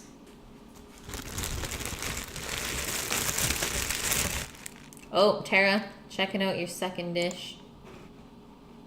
What is that? Wonton stuffed with chopped shrimp, bok choy, pepper, mushroom, pork, sesame oil, sugar, salt, soy sauce, egg whites, put in a wrap with mozzarella cheese. Oh my god, that looks so good. I want that. This is a big bag of beans. It was kind of deceiving in the store. I'm glad I didn't get two though.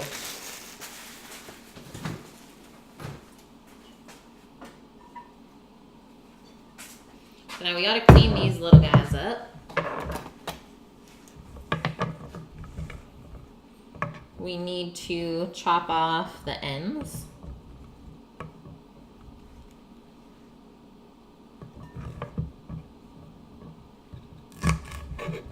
Like that. And then the tips are fine. And we're not gonna cut them down any farther. We're gonna serve them in all of their bean glory. And pretty soon, I'll be able to use the beans from the garden instead of buying them. So that is pretty cool.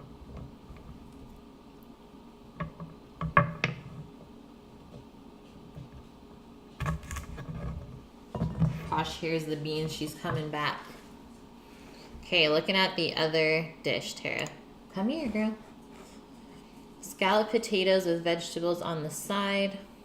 Marinated chicken breast. Yum. That looks so good. Nice and healthy. Posh, come here. You want a bean? She loves beans as well.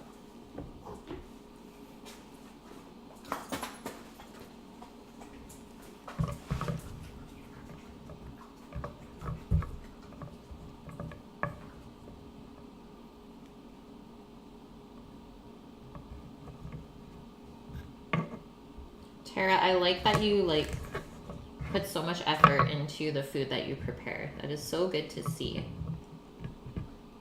Just gonna give Doggo all of the bean ends. Clean it up. How is the garden? Yeah, I should update you guys with some photos. Things are going nuts. It's like I almost can't keep track.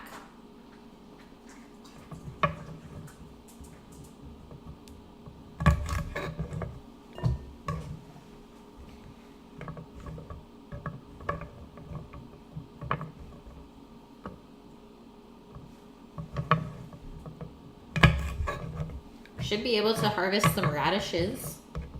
Maybe this week or next. And then maybe beets as well. Carrots will be soon. Maybe a couple weeks still.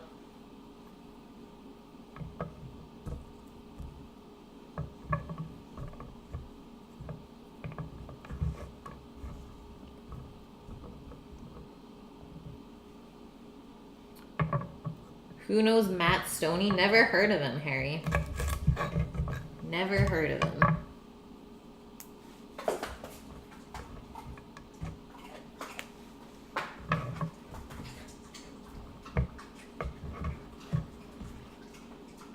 I'm growing nuts? No. I'm not growing any nuts. We do have grapes though. So I guess I'm gonna have to learn how to make wine. Because we're gonna have a lot of grapes. Like this vine is going insane.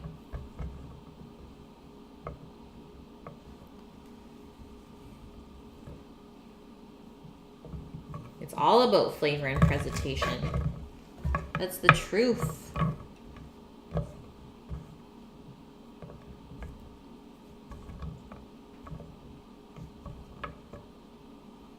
You can cook anything. See, that's the spirit. Most people are like, I can cook 3 things really good.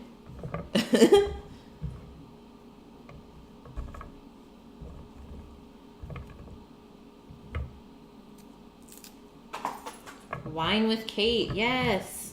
That would be so much fun. I'm sure I have some people in here that would totally give me some pointers. I do have a friend that makes her own wine as well. She's overseas, but I'm sure I could get in contact with her. It's been too long anyways.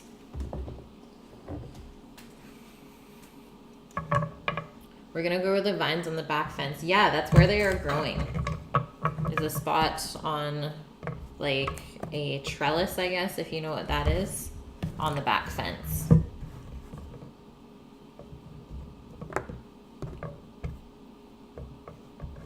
Okay, we're almost done these beans. Death! You're here, man. You made it. How are you? Why am I only cutting off the one end? Because I don't mind this little like pointy end. Once it's cooked, it doesn't get, like it gets less pointy. So I am okay with that. Save yourself some time. Just cutting off the end that has the stem on it still. And then I would like just pick off the end on the other side if it looks weird. Just cleaning things up.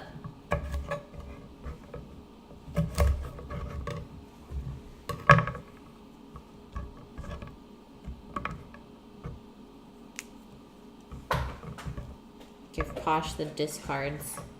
You guys hear her munching?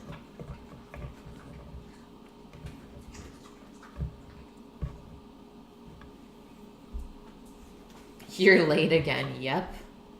It's okay though, Death. Getting your ish together.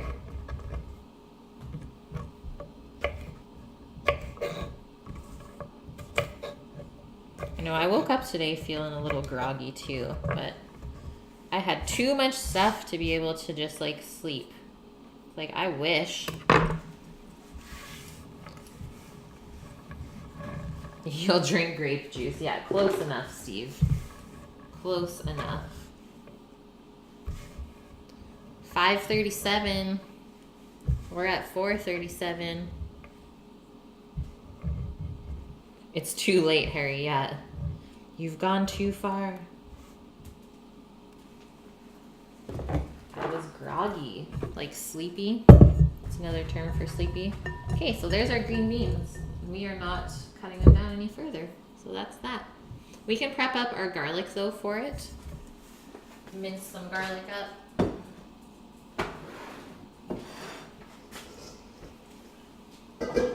And then also do our milk crumb after this. So I have the white chocolate in a bowl that we just have to melt. And we'll toss the crumbs in it.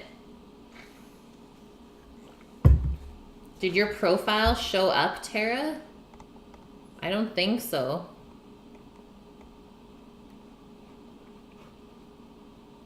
Waking up groggy equals bun in the oven. Not a chance. Not a chance. You had a pot cookie before bread? Groggy for sure.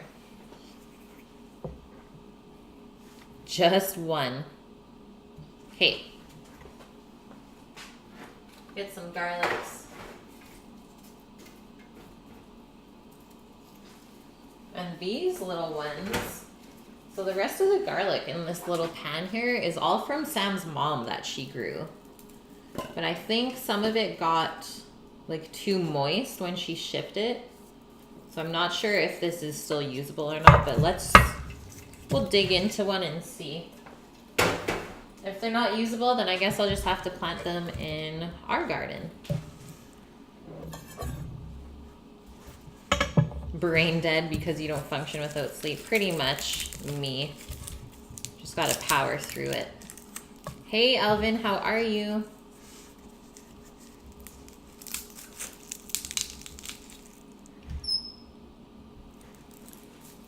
So this is the purple garlic, is what she labeled it as. It looks very similar to the one that is right here. And the cloves look fine. That is cool. Okay, now we know those are still good. So I'm only going to use these 4 cloves. Still want to be able to taste the beans. Just finished work. Nice. How was it? I did not check out any of the photos yet that you posted. I am totally behind on Discord, guys, as you can tell. If you've been in there, I haven't answered a thing. But I will get to it after stream. Still kind of trying to schedule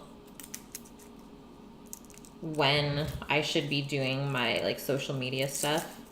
Just trying to set out like certain times of the day that work best for me. So I'm not just like scrambling all the time being like, oh, I have to post this. Oh no, and now this. Seems like it works really well after stream though. Post-stream Discord chats.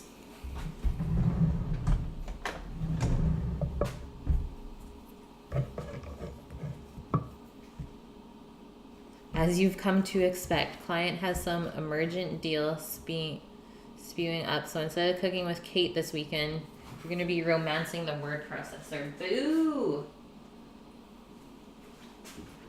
I'm upset.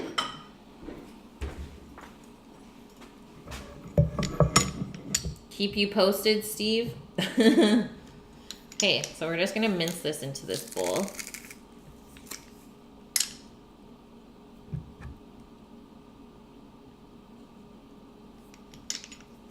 The fish cutting was epic. Thanks, Trist. I hope it was pretty exciting for you guys. It was a little bit nerve-wracking for me, just because I haven't done it in a while. And not with that kind of fish. But it was a good learning experience.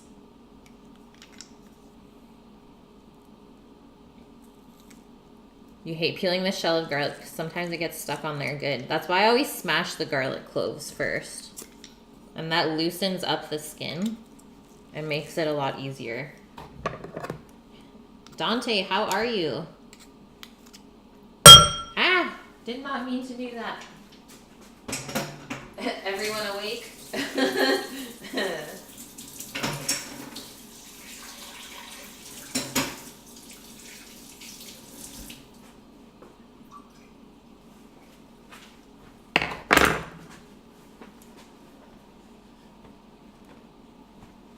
They're there if I'm curious. Well, I'm always curious.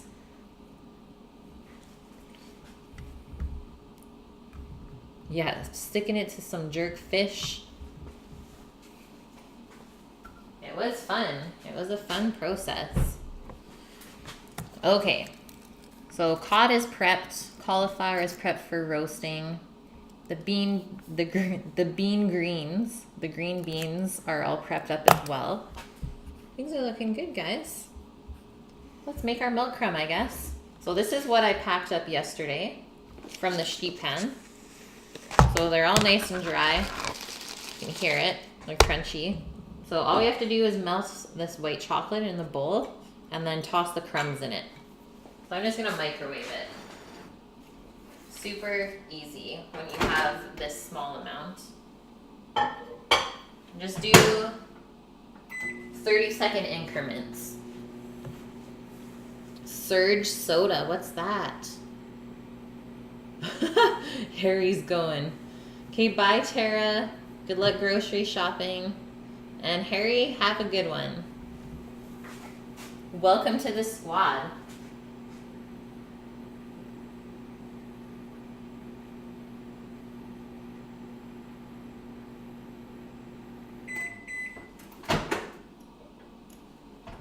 More. We need more. Don't skip the candy aisle.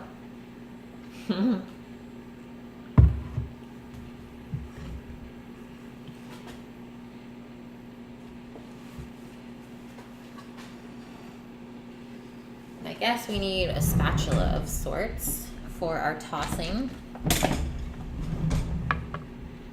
Oh, you're just planning right now. Ah! That is our cheesecakes. So let's just stop the microwave. So that's the cheesecake timer. So let's go over there and take them out. Since we don't have to rush on anything else now, we are perfectly caught up. We got lots of extra time.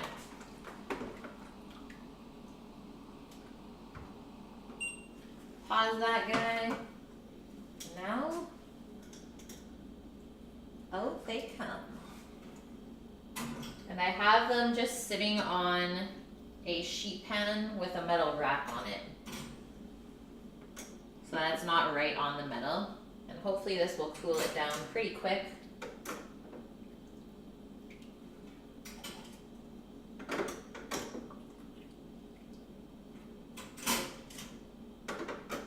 No jars broke, so that is definitely a bonus, my friends.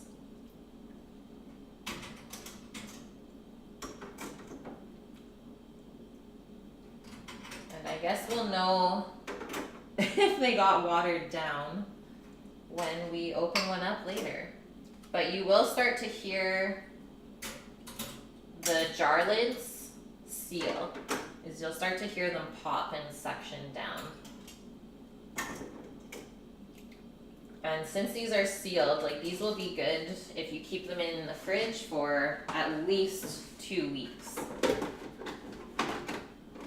That is also the benefit of sous vide. So yay!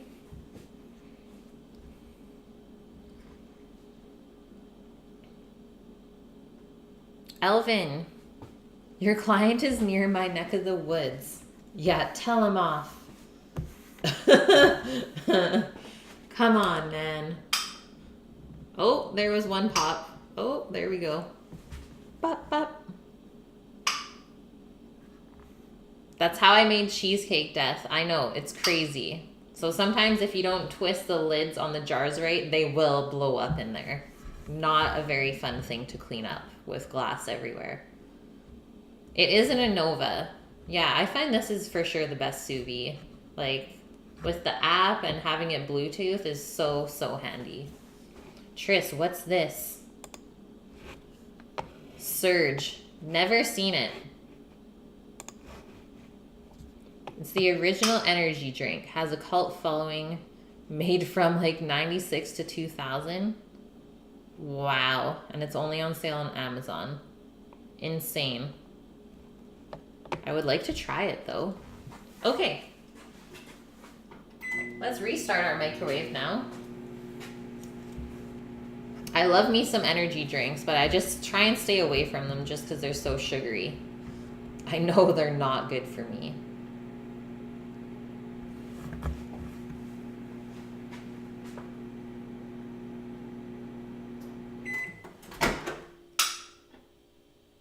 we're getting there.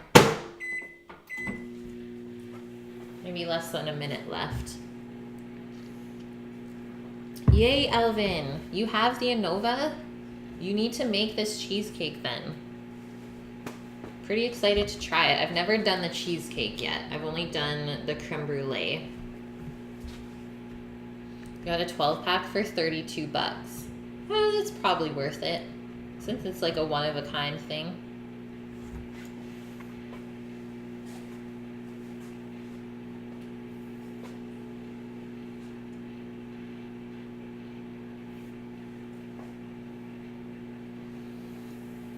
You're buying one as a wedding gift for a friend tonight. It is such a good gift. I wanted to get my parents one as well, but I really don't think they'll use it. Like without me pushing them to use it, you know what I mean? Okay.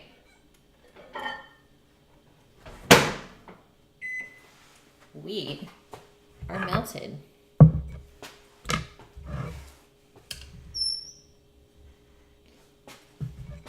Little white chocolate wafers all melted down.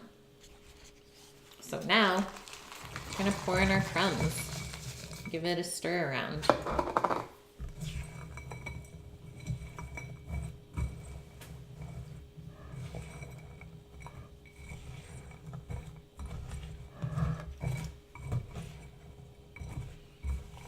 It smells very similar to shortbread cookies. And I did measure out the amount of chocolate. It was 2 ounces for the recipe.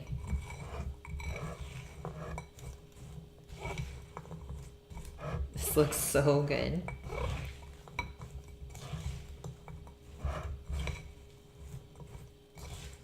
Might have to put those onto some parchment paper. Otherwise they're all gonna stick together.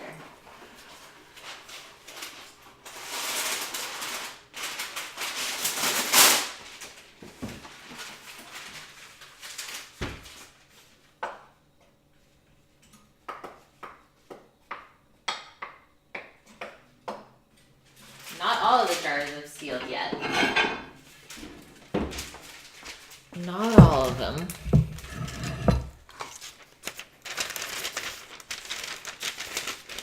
It doesn't add much for creme brulee. No, it really doesn't. But I find like the creme is really nice and smooth. And it's super easy because you don't really have to watch it in the oven. I guess that's the best part about the sous vide. So putting this onto parchment just so it doesn't stick.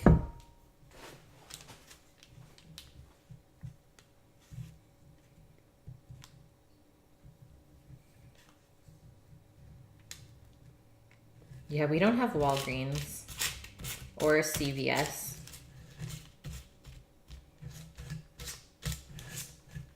So just spread these out. I feel like that amount of chocolate was almost too much. But can you really have too much chocolate? And these will cool off and get all happy. And this chocolate, I get to eat.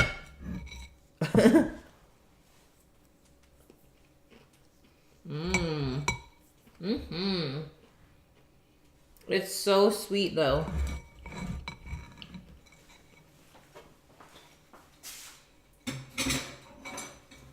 That's why I don't usually eat white chocolate. But it's really good in this because the crumbs are kind of more salty. So it gives that contrast.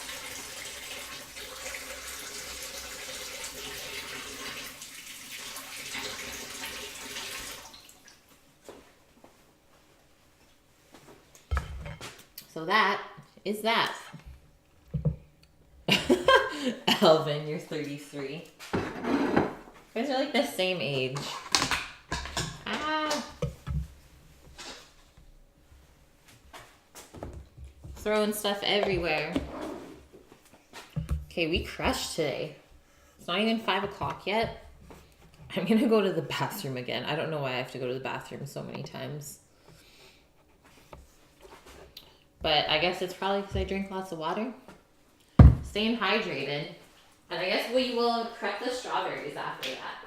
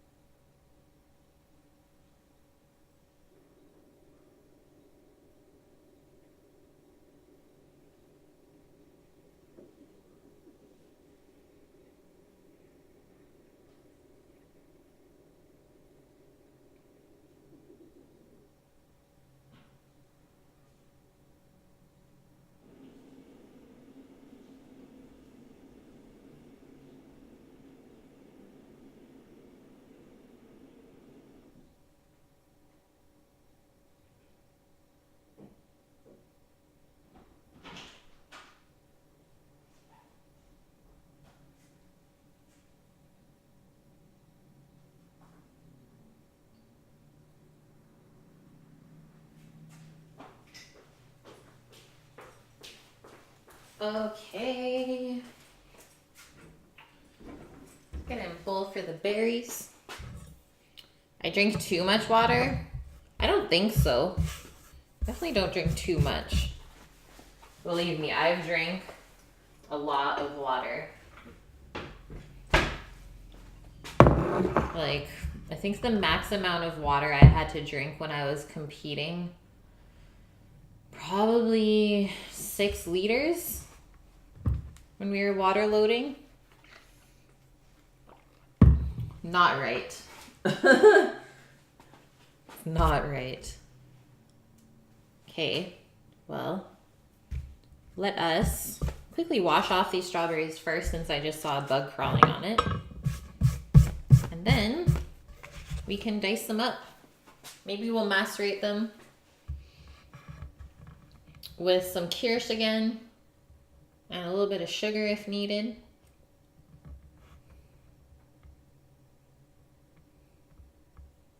You still get carded, Tara, at 32? That's awesome. That's a compliment.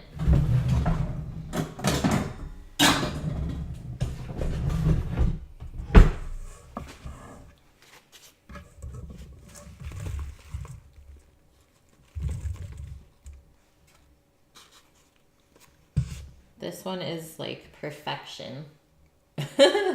It's so cute.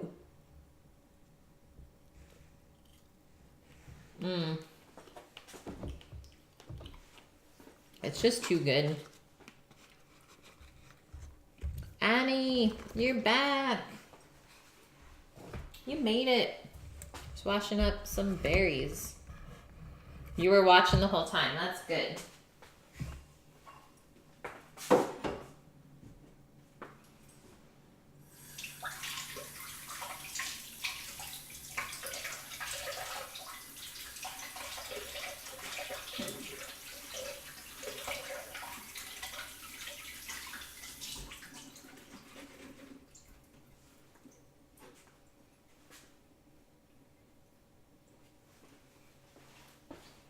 Then after this, I'm going to switch out the tray of fish in the other fridge with the tray of cheesecakes so that they have time to cool off.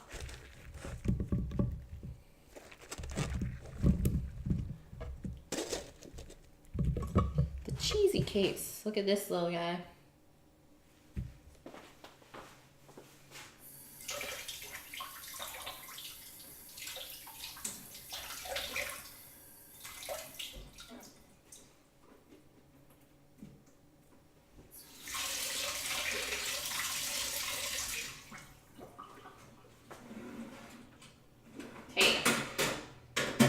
Taking the cheesecakes over, bringing the fish back, and then pretty soon I think I'm actually going to start to preheat the oven when I get back in here. Because it will take close to 15 minutes anyways.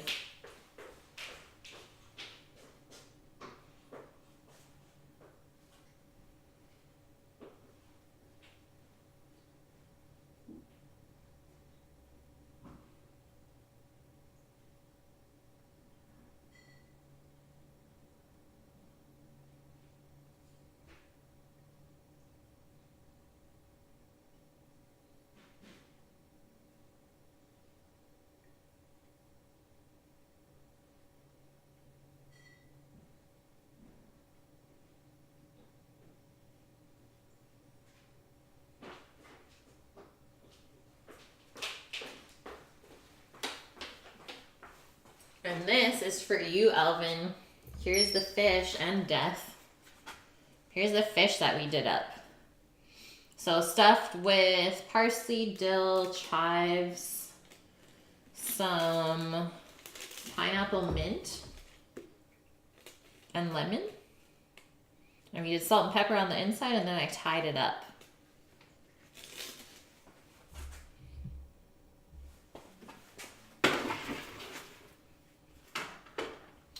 Oven is going on to 450, very high heat. And that is due to the fact that we have 2 trays going into the oven. And also we have stuff that will withstand that high heat and it will benefit from getting a little bit browned. Thanks, guys. You love the herb choices. Thank you. It looks tidy. Yeah, it does.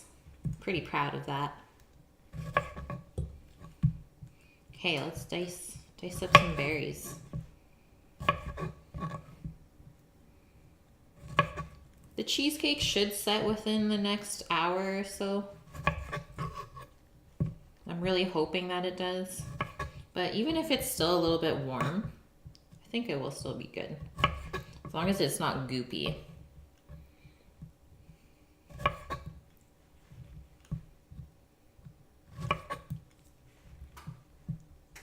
Tidy. You would, Optrix. You would put that one in there.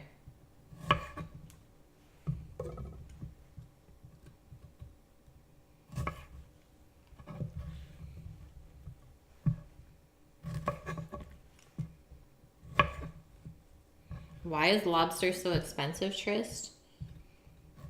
Well, 1, because there's not very many of them around anymore.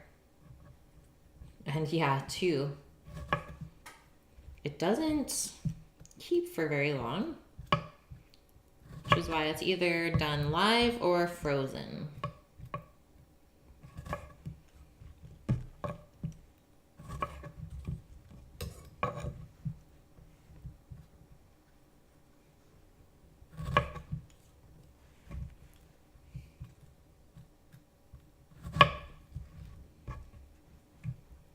Once it's dead, it goes bad instantly. I wouldn't say instantly, but it starts to deteriorate.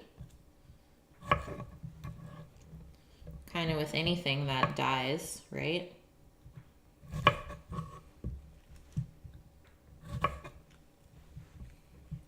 Krusty the crustacean. Now I want some lobster. It's been a long time.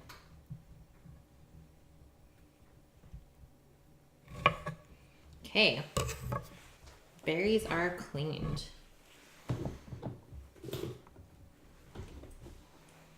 Now we are going to either have these or quarter them. Get more delicate and probably quarter most of them. Obviously something this small does not need to be quartered.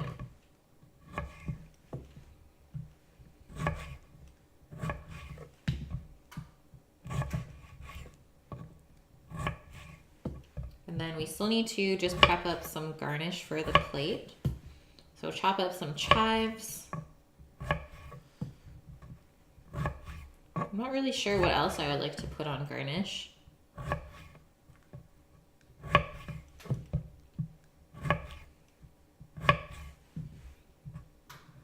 Did I hear about Sushi Day? What? They lost their power? No. I am honestly blessed that that has not happened to me during stream or when I plan to stream. But it happens quite often. We blame Viyun. Poor Viyun. Gone to bed, getting blamed. I like it. Do you know why they lost power, Trist? Was it like maintenance or weather related?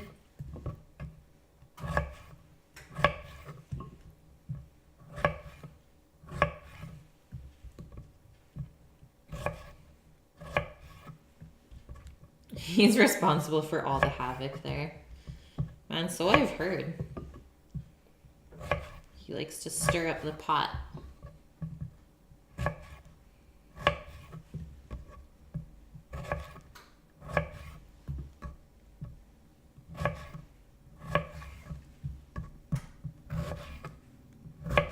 Might have to eat half of this. Like, look at that cut.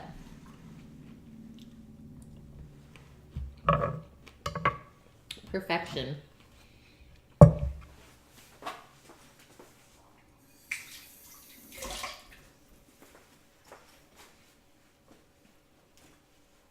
Okay, getting some of the curacao and the vanilla.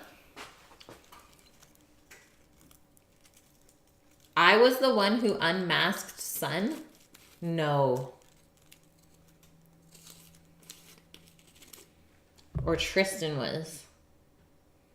A little splash of cherry liqueur. They had a power burst. Oh, like a surge.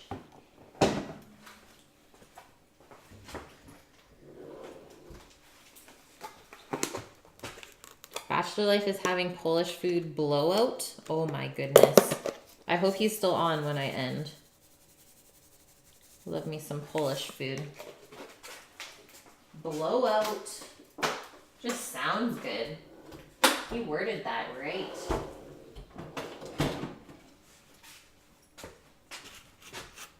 Viyun and Tristan unmasked Sun.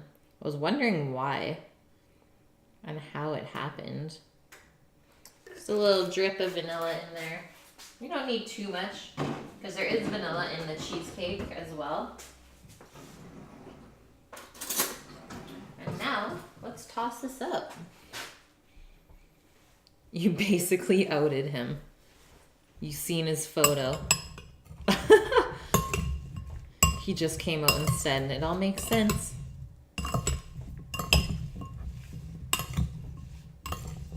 Ah, strawberry's trying to run away.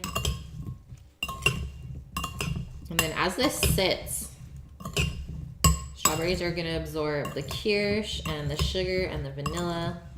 Everything's going to get really happy. I love macerating strawberries, but this step is not necessary.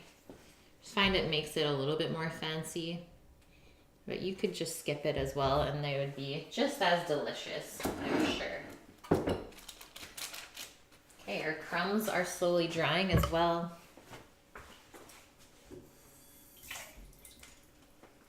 We have 6 minutes on our oven until it is at the temp that we want.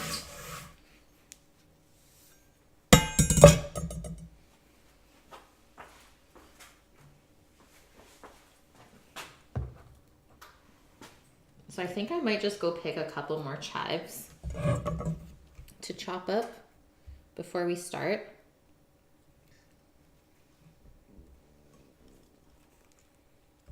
Maceration masquerade.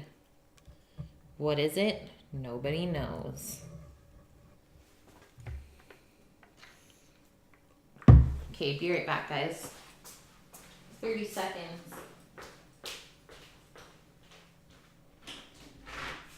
The sun is coming out.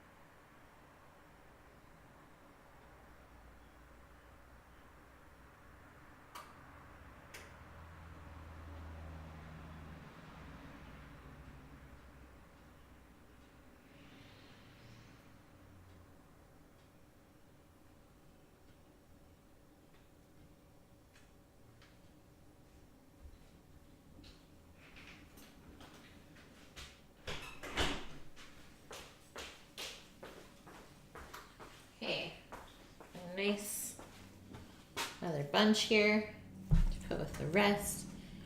Riven 232. Thanks for the follow. Welcome in. I am so excited to eat this fish.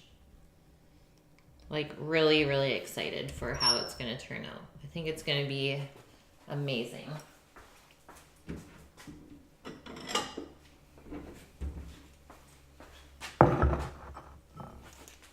So we are going to finally chop these as fine as you can. That way it looks fancy.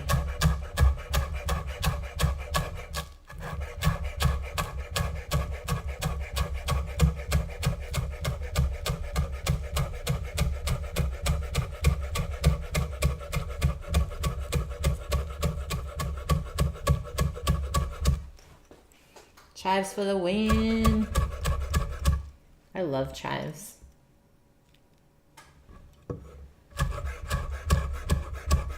They're just such a good garnish. Like they're not overpowering in flavor. They look great.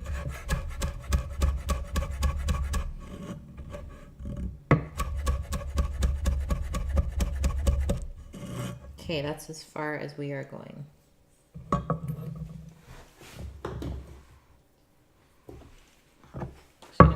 In a bowl. So you should get a nice little pile that looks like that.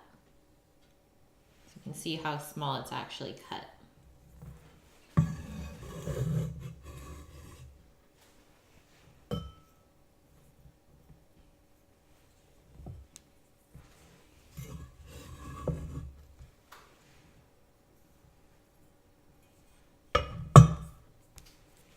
Trying to think of a question of the day for us. Little topic. We already went over everyone's favorite fish. We've already done that in a previous stream. Why don't we do everyone's favorite cauliflower preparation? Since there is so many.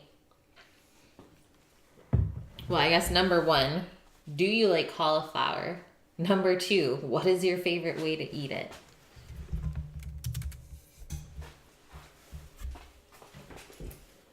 I'm gonna get my plate out already. You wanna eat octopus? I'm thinking I'm gonna do an octopus at some point. I'll do it when Sammy's around though, so we can grill it up. You like it raw the best, Armored. Fried, 100% Elvin. Like, how can you beat that? Roasted with cayenne. Nice, Riven. Elvin, do I plan to continue streaming when I land the new day gig? I do. I will be streaming. I will just work a schedule around it, hopefully. Or else I'll have to change the times that I stream. We'll see how it goes, though. And I just phoned the flower shop back today here in Souk. And she's super busy right now with like grads and weddings doing stuff. But we scheduled an interview for next Monday at 6. So that kind of is going to mess up my schedule for streaming as well. So I'll probably end the stream at 5 instead of 6 on Monday coming up. Because that's important to me. I mean, finding a job and having money and having stability is very important. So I'm willing to give up that last hour of streaming. Cauliflower is If it's loaded with cheese, then yes. Cheesy cauliflower is so good. Trist, you're back. So I just asked the question, Trist, do you like cauliflower or do you eat it? And what is your favorite way to eat it? Okay, that is our oven saying it's ready. What do we got for timings? 5:15. I think that's perfect. I think we should put both of those trays in because it will take close to half an hour to cook both of those things. Trout is your favorite fish, especially when it's cooked in garlic, sugar, and herbs and lemon. I really like trout too. And there is a trout farm here. So I need to take a drive up there one day and see if I can get trout from them. I tried calling 2 times yesterday and there was no answer. But I know where it is now. Cauliflower and mashed potatoes. Oh, yum. Yum, Annie. A new job and then I can buy an STI. I probably won't buy an STI. The next vehicle that Sam and I get is going to probably be like a Mercedes van so that we can go camping and stuff with it. Bring our bikes wherever. Boiled with cheese melted on top. Oh man, that cheese sauce. So let's start the fish on the top shelf, I guess, first.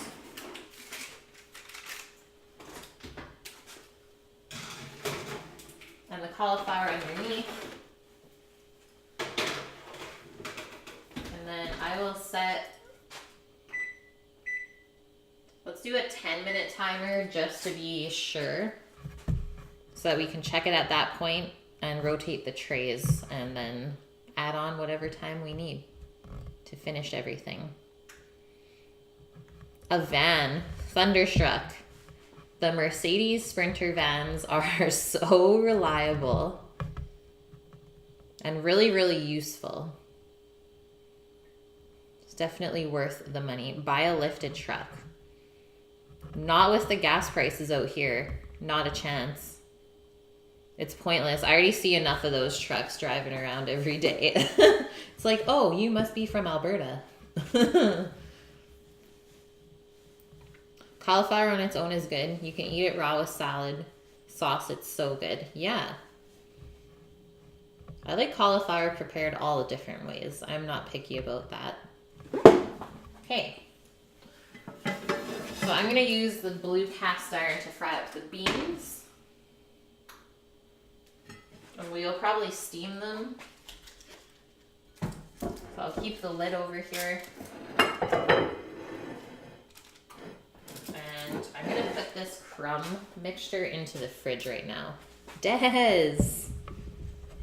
With the Twitch Prime sub. Thank you, man. Honestly. Woohoo! Another new sub. Let's get some hype in chat. Welcome to the squad, Des. And if you don't know, now you will know that since you subbed in June, you are entered to win a Cook with Kate apron, handmade in Vancouver. What is the price of gas here? I don't know, Trist. I am not filling up this week, but I think it was around $1.30 or $1.40 per liter. Let's let Google soup gas price. Thanks, Trist.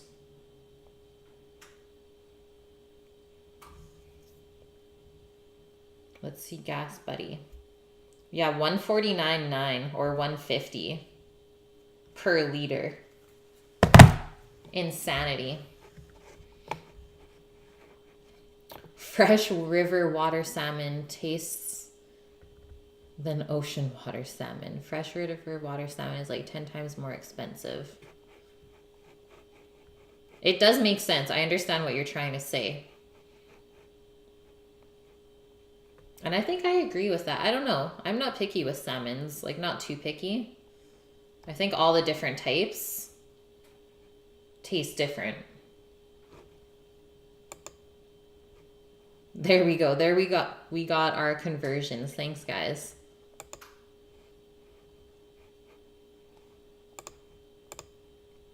So how much does that cost in the States then?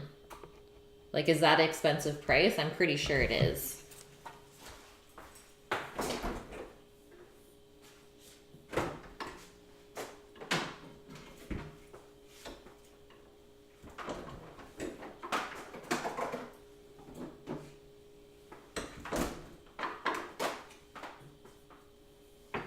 Okay, I have this dip in here.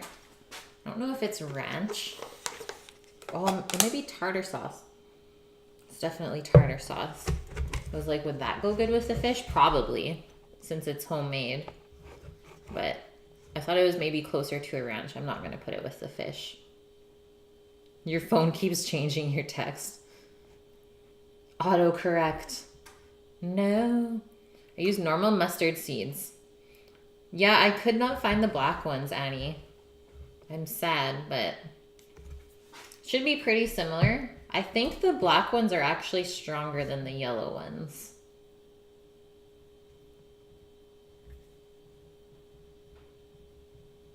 Almost $4 a gallon.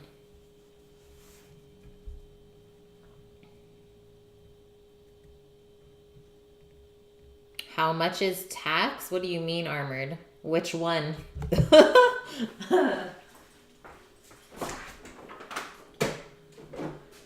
Which tax are you referring to? Oh yeah, we're sizzling. Okay, I'm gonna put a couple things away. We can keep chatting, but I'm gonna do a little cleanup.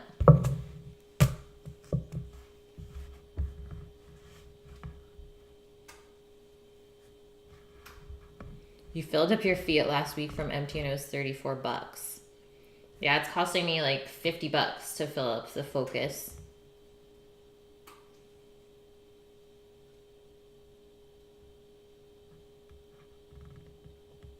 It is all good, Tara. Watch Backcountry on Netflix. Why would I watch that, Thunderstruck? That would make me not want to go camping.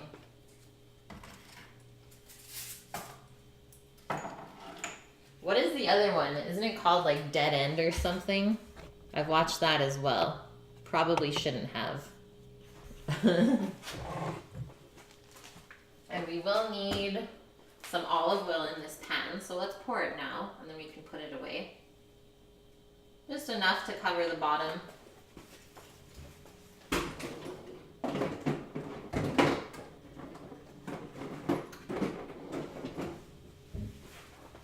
Where is everyone also?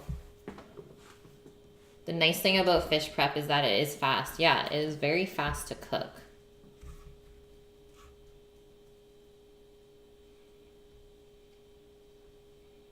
I'm texting everyone right now, making sure they're alive.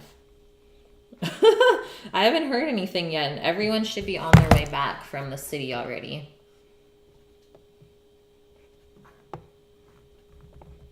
Yeah, $50, Trist. $2.66 a gallon. You buy premium, so it's plus 20. I mean, I just use regular. Oh, yep, someone is alive. Someone is home. That's Betty. Some fish have soft muscles. Yep. That's the fish to avoid. Otherwise, you just cook it properly, I guess.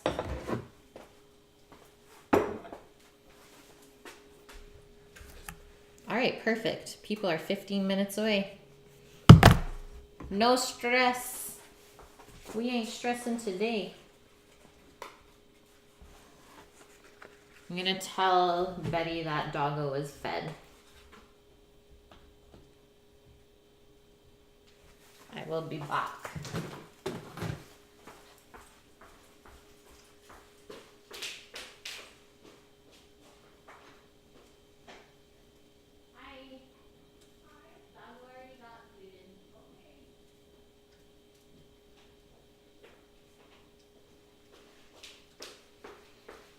Starting to smell good in here. Probably should turn the hood vent on. You like your fish to be ripped. Oh my god. You have to run premium. Tris, that's what we were saying. We would say we would get a Fiat Abarth for the small car and then have the Mercedes van for like weekend adventures. It'd be perfect.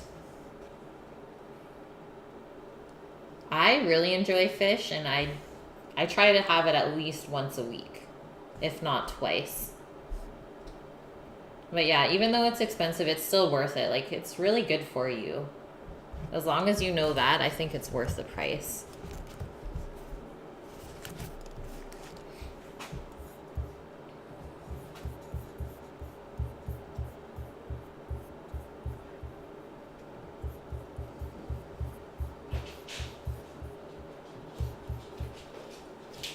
Were you worried about where all of your peeps were? Yeah, I was like, why didn't anyone text me? Traffic is just insane. I know. I worked for 6 hours and I traveled for 5 today. What? It took me 2 hours this morning. Oh my god. See, guys, that's why I'm not getting a job in the city. I need wine. Betty's getting into the wine. A Prius in my future? Yeah, a Prius or a Tesla. That is Betty. That is my mom. 2 hours to get somewhere that should take an hour. And there's only like 2 roads into the entire city. So if one road is done, the other one is so done. Yeah, it's my mom. That's Betty Boop. Okay. That was our 10 minutes already. Let's see how this stuff is starting to look. You were raised in a fussy family. Some don't eat fish that taste fishy. No poultry, little dairy, rarely pork. That is nuts, Elvin. I mean, respect to that, whether it's like religious or something like that. But we were not raised like that.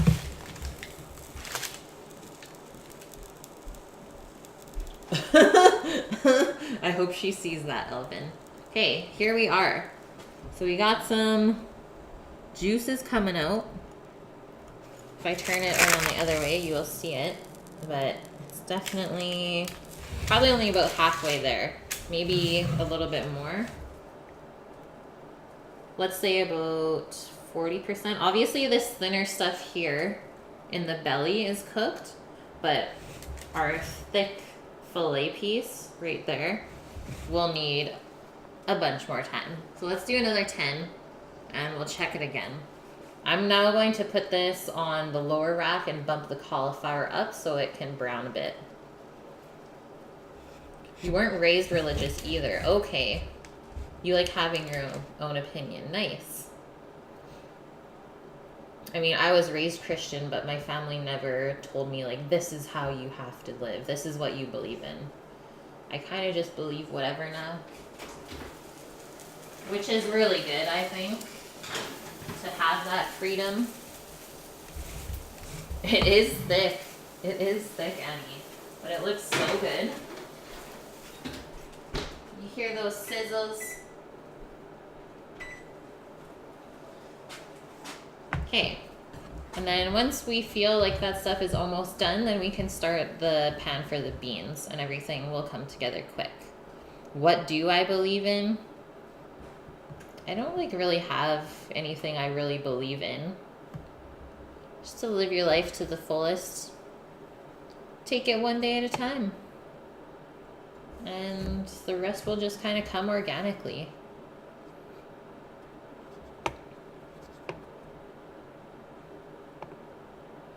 You love food. It was a real battle to learn it coming from a limited background. Yeah.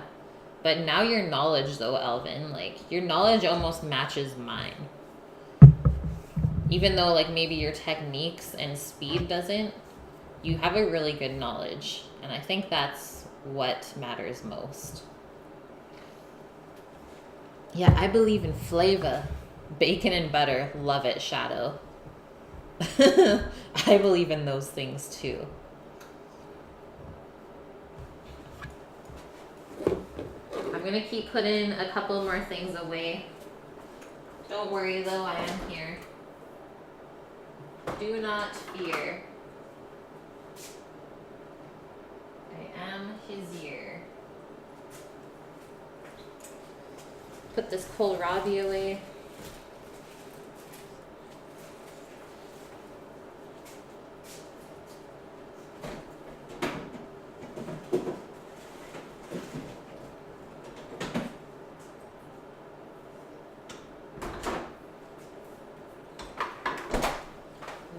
I'm gonna just bring the garlic scapes.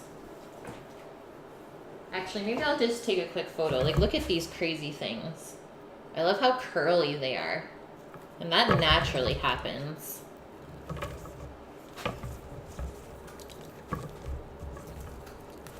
Gonna be making some pickles. When am I cooking chicharrones? Maybe we'll do chicharrones on the deep fry day. I'll order up some pork skin.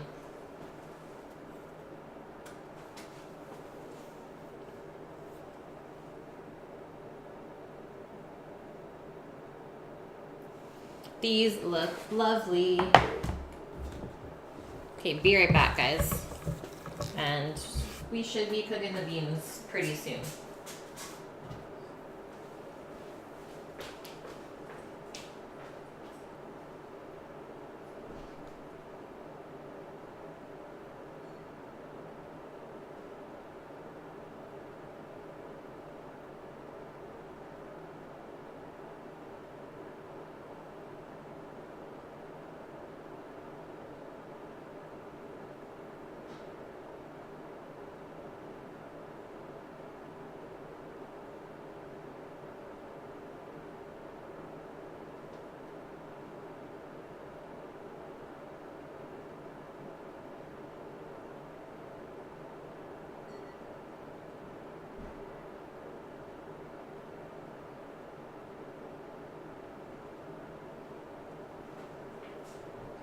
I just brought back 4 of the cheesecakes.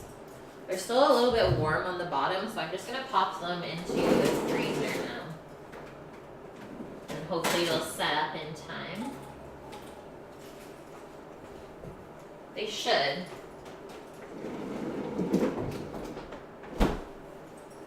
They should.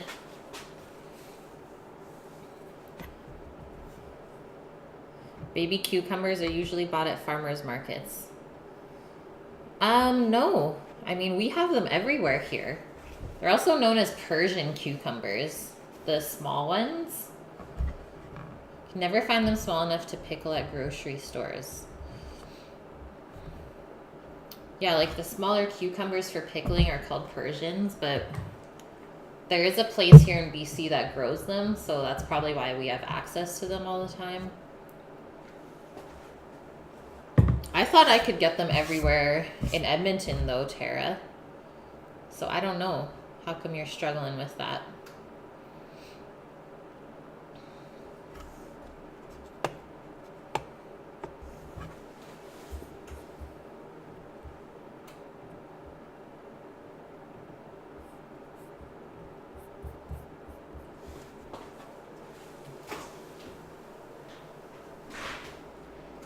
I'm peeking. Yeah, our Hummers have been crazy today. So we have the honeysuckle over here on this side, and then in the other window we have a big feeder with, I think, 8 different feeding holes. And they were really, really shy for, let's say, what are we, 2 months in this house now? They're finally coming to feed every day now there. They've gotten used to us. Gearing up to pickle a bunch of eggs. I have never eaten a pickled egg, and I don't know if I ever will. I think it might ruin eggs for me, which is why I've never done it. Shadow, you've seen the Kirby and the Persians in the farmer's market, but only the Persians in the supermarket. I've never even heard of Kirby, but yeah, Persians I've always seen at the supermarket. You shop at Save-On. I shop at Save-On a lot as well. But they're like jar length. Yeah, the Persians might be a little too long. You might have to cut them in half. That's my only option for you, I guess. Okay, I'm just looking at who is on right now. We're totally going to raid Bachelor Life, I'm thinking. He needs it. I'm sure he's entertaining for you guys. Fermented jalapeno, yes, Armored. So good. This is how Des solves the problem. Why don't you just get taller jars? Just make it seem so simple, Des.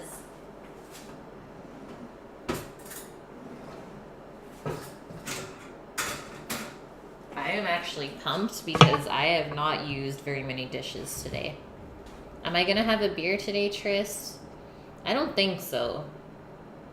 I think I'm good without it today. Hopefully Sammy and I can go for a bike ride if his ankle is feeling a little bit better. I think that's needed. Start exercising.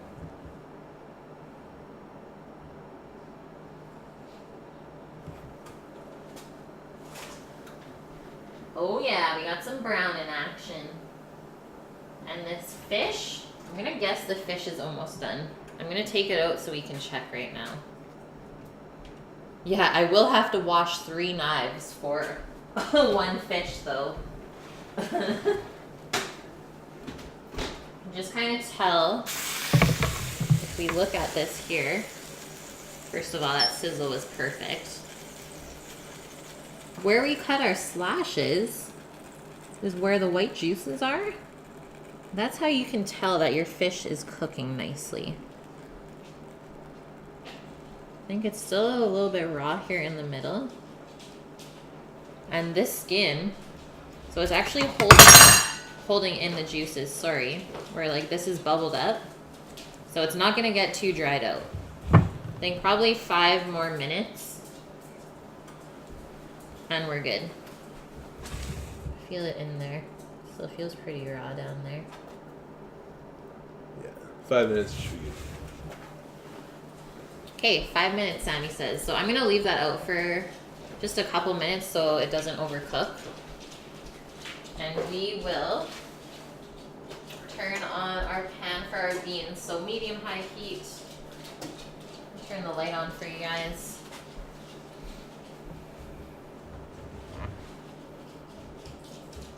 Des, you watched a YouTube where the chef was pickling hot dogs and eggs. It was his bar food special. Why would you pickle a hot dog? It's already not gonna go bad. Massage on his sprained ankle feels good. Yep. My ankles are so bad, Thunder. Yes, please. Sammy says, yeah, I don't think you're biking today, are you? Yeah. What? Yeah, dear? Yeah. Yeah. Hi, stream. Hi, The chat. doggy has a rabbit. Yeah, she does. She has multiple rabbits. Hairy arm alert. Classic.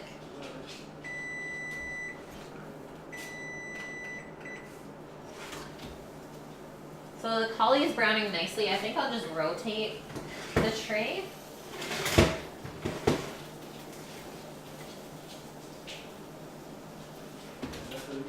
And we'll just leave it a couple more minutes. Hot dogs will last for 150 years. Sammy, everyone says hi. Hello. Post-apocalypse food will be pickled hot dogs and Twinkies. I don't want to live in a world like that, Shadow.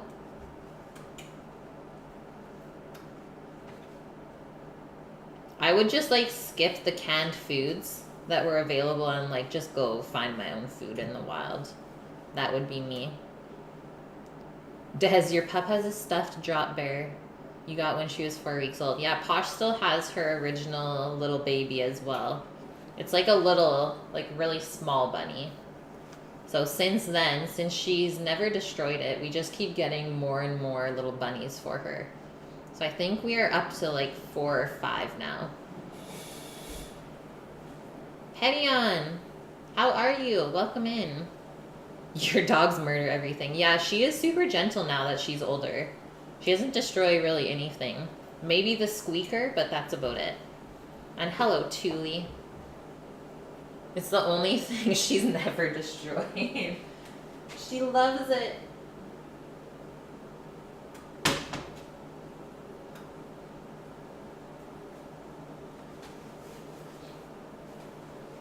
So we're gonna fry up the garlic first a little bit till it's golden brown, and then we'll put our beans in. Yeah, I can actually grow my own food. I don't know how I'd keep the zombies out though. You'll just be feeding the doggos.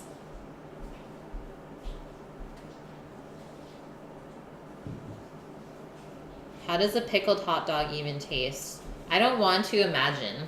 I don't even want to think about it. Not good. Let's just say that.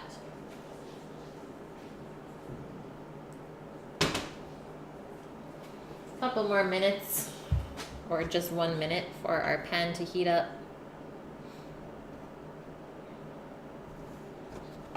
Yeah, we got a Canadian.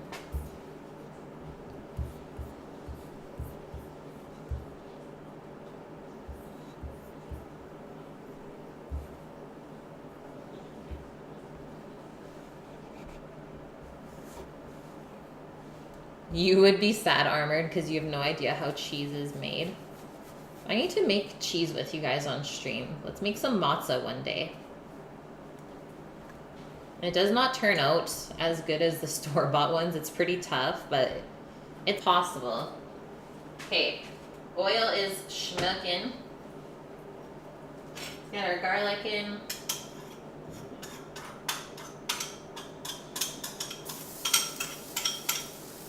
You don't want to burn it. Just brown it up a bit. I'll turn my pan down a touch now that it's hot.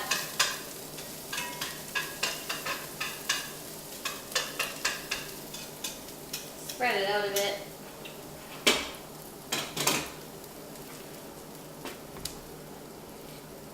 Farmer's cheese is pretty easy to make as well. Is that kind of like ricotta? Add acid and heat, pretty much. Okay, garlic is frying. We're not gonna let it get any darker. Throw our beans in. I'm gonna stop it from cooking.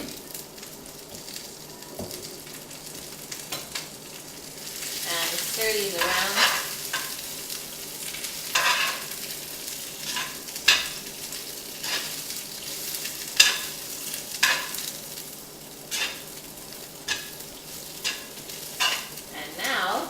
We're just gonna cover that.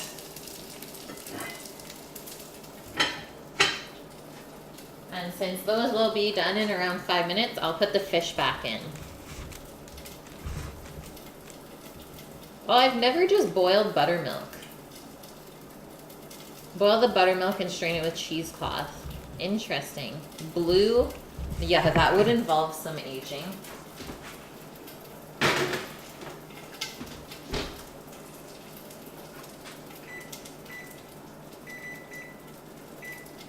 Five-minute timer.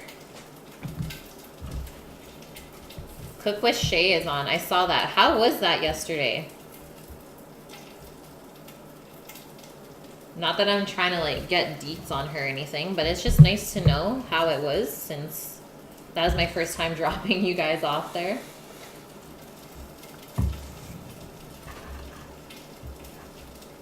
Old people drink buttermilk. Buttermilk is really good for like baking, really anything. I think it's underrated, buttermilk. Your grandfather used to drink it right out of the container. I don't think I could do that. Old confirmed. Oh man, Elvin. She is very energetic and loud. She is fun. That is good then. As long as it wasn't boring, I guess.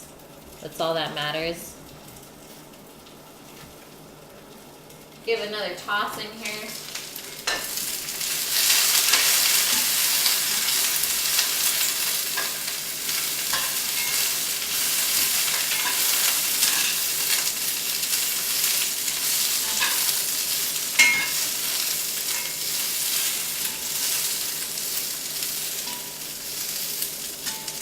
Cover them again.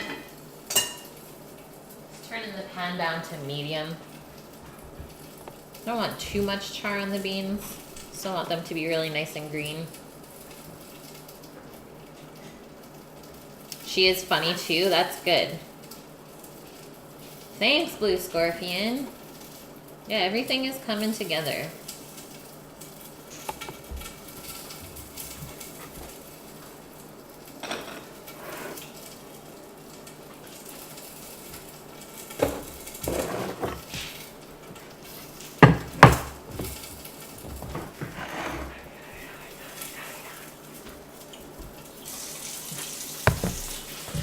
Just to prove a point, you stopped buying milk at the store.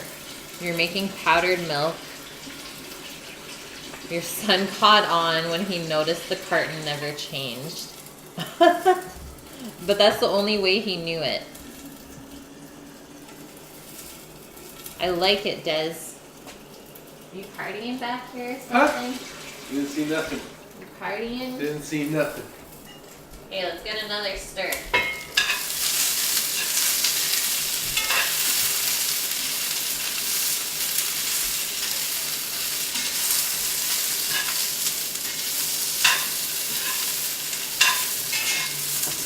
Holy, these are flying.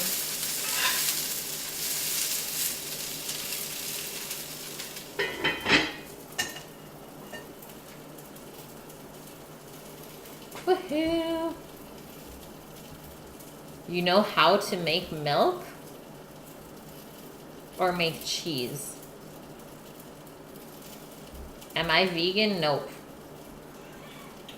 I love how everyone in chat is just dying at that question. Yeah, why is the expiration date 2 years ago? So bad.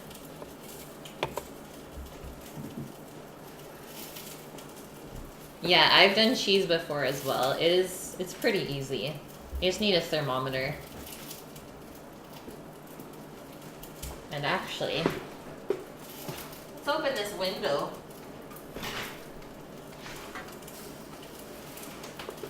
You'd be getting the garlicky up in here.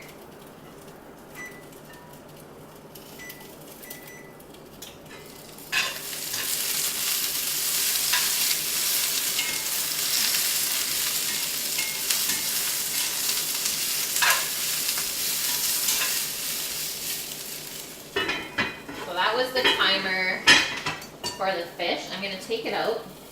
I'll leave the cauliflower in the oven. That's not gonna hurt it.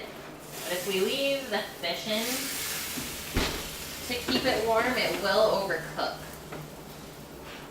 So instead, we're just gonna cover it loosely with foil and let it rest for a couple minutes until the beans are done.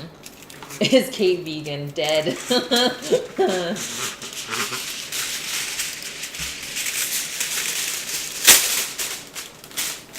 Oh, eggnog. There is actually eggs in eggnog, just so you know.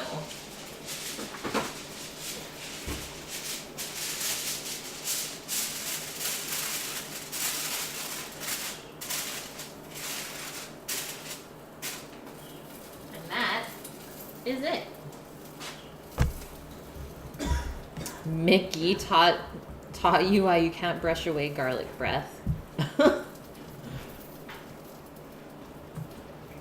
Oh no, Optrix. Ugh, the snotty egg whites, so bad.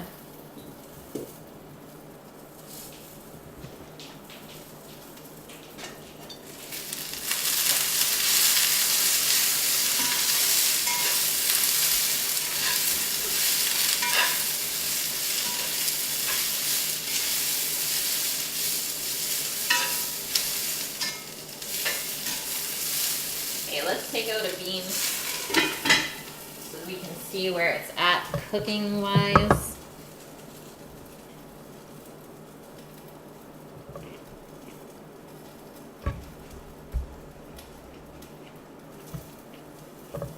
Still a little bit too crunchy. A couple more minutes, guys. But we still want a little bit of crunch for these.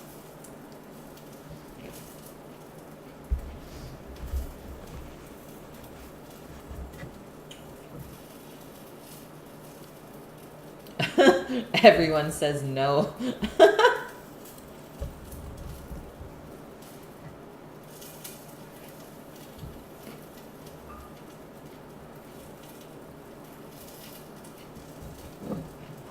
The bean is tasty though. Really nice and juicy.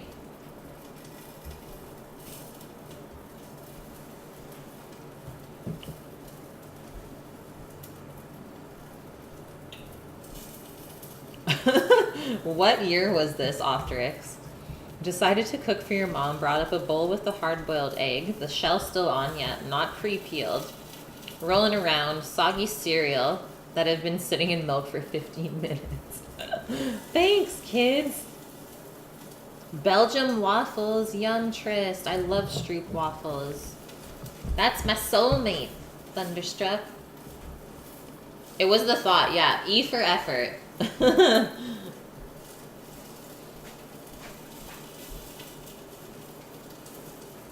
One more little toss around.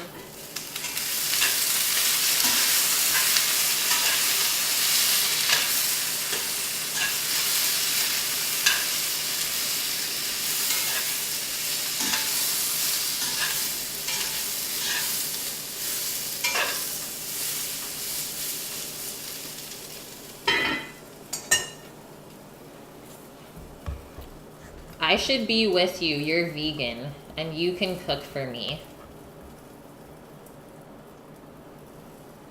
I'm gonna say that's a hard no. One, for the fact that you're saying I should be vegan. Two, because I can probably cook better than you.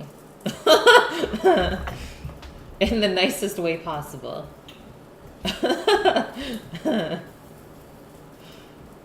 Elvin! You're gonna be with Blue Scorpion?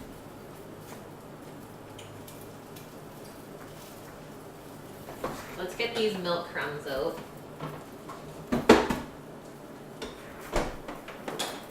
Oh yeah, they got crunchy. Gotta break some of it apart. Shots fired. I had to. I couldn't hold back, guys. Okay, I'm turning this burner off. I'm gonna get out one of the cheesecakes. I'm gonna do a little reveal. Guess what you're eating again, Trist? Pizza.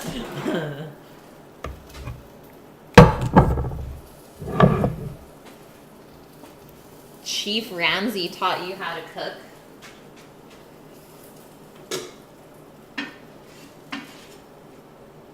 I don't know if I believe that. Slash! The Twitch features bring thousands of viewers and nothing retained. Well, I wouldn't say it's nothing, Slash. You still get all those new people seeing your channel for the first time. Do they feature you for more than a day? No. I only had an hour, Slash. And I am still grateful for that. Guys, it turned out really good. Like, it is completely set. There's no... Oh! No, there's no real wiggle in it. Yay! So let's top it. I think I'm going to do the crumbs first and then the strawberries on top.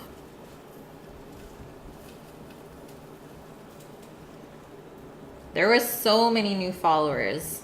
And plus, like, some of you that are in here today, that's where you found me. So that's super cool. Okay, so we're just topping with some of our crumb. Put as much or as little as you want. I'm gonna do like that much so it's just sticking out of the jar. You work at a 5-star restaurant. Nice. What is the restaurant?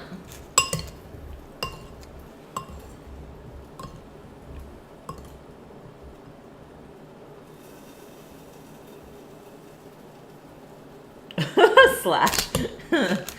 There is no vegan love in here. Maybe we should have done the strawberries first. See, that's what I meant when I said don't fill it too full with the cheesecake. Because then you won't have any room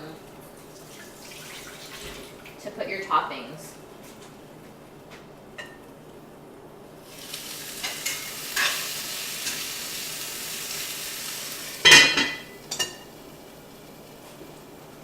It looks so good though.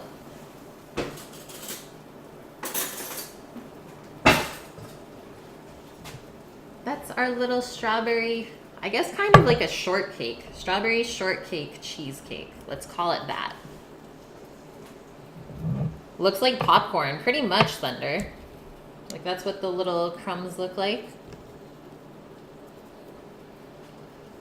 Vegan gelato. This recipe is a milk bar recipe. So it's called milk bar milk crumbs. I just went in and there's strawberries everywhere. Having a bite. Mmm.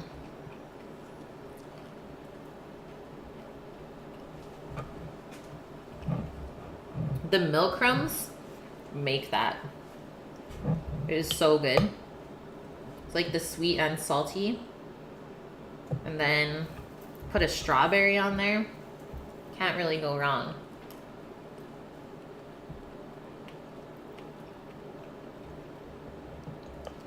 Smoothest cheesecake ever. Ah! So I just took out a couple spoonfuls. Made a good little dent. That is really, really good, guys. Elvin, you should try this. Easiest way to make cheesecake. / I'm not a vegan. I am not.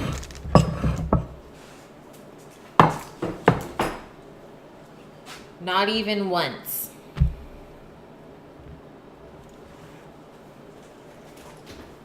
Okay. Everything is out. You do need to take the fish apart first.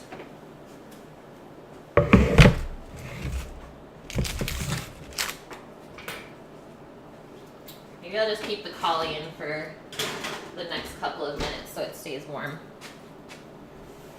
Hey, Shava. How are you?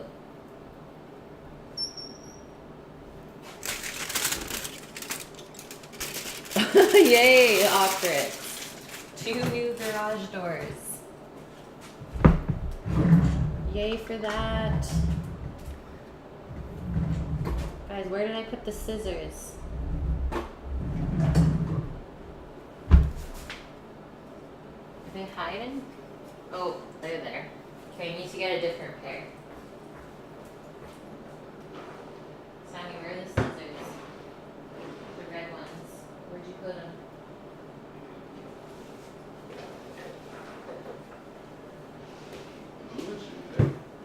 I use them on the fish, though. It's okay. Shears it is. This fish feels so moist. So let's just cut all the strings out off of it first. Try not to disturb the skin too much either.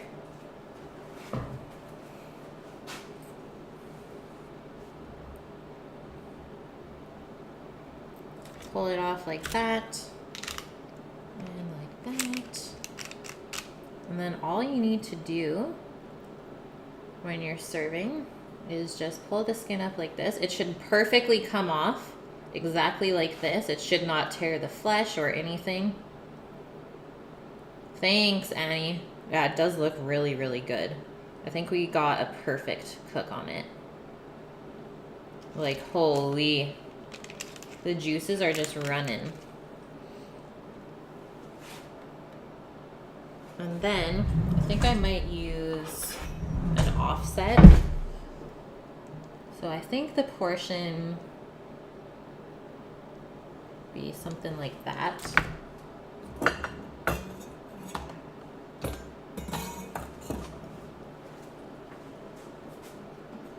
Just trying to find the best tool for the job.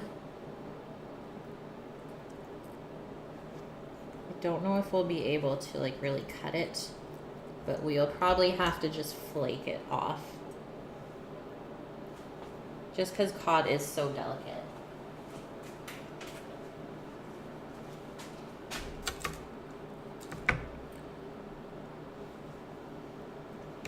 So I'm gonna go first turn this so you guys can see through to the backbone here where it kind of splits.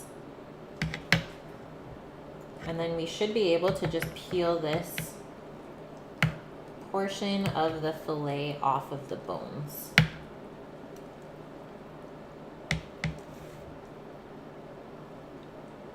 If we cooked it enough, which it might be a little bit under. I don't think so though. That's just a piece from the spine. So it is cooked.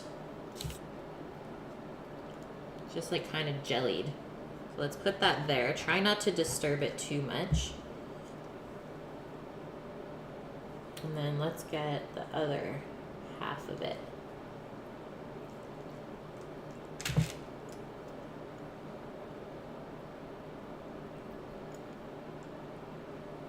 Like that. I think it's a couple minutes under, guys.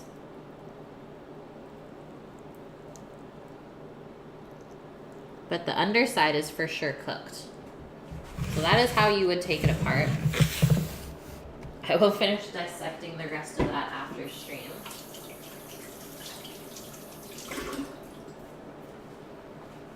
Still with me? Do I 420? I do slash, but not while I'm working. The fish peeling was satisfying. Yeah, like maybe 2 more minutes, guys, and it would be perfect. But thank you for the support. Now we know, though.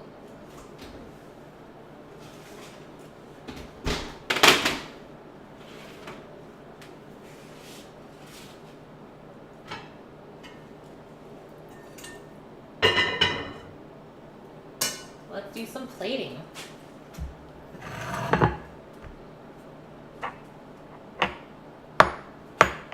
It is very, very delicate. Am I cooking the fish more? No, there is a lot of it that you can still eat, Betty. Don't worry. Like all of this part is completely done, and you still have the underside. You will be fine.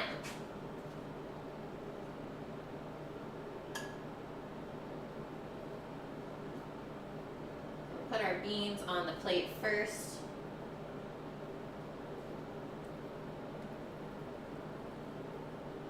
Get a nice pile of them right in the middle. So they have a little bit of char on them as well. And then we didn't season those, did we? Let me just do that. And a little bit of salt on these guys.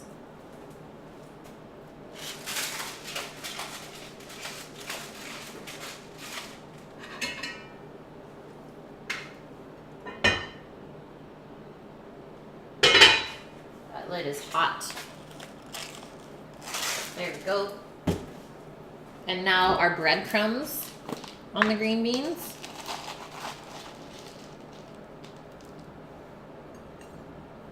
And it's totally okay if it kind of goes all over the plate.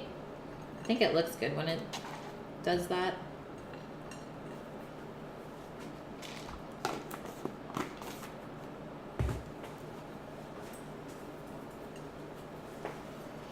And now the cauliflower. Looks so good. And we have a couple of turnips in here too.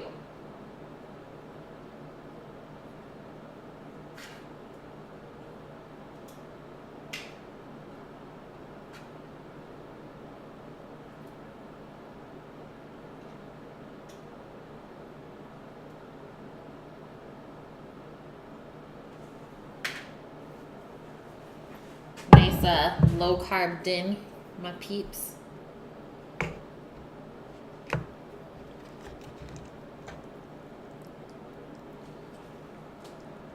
Now we'll just put the fish on top of that. Obviously it's not going to look as amazing as a fillet would.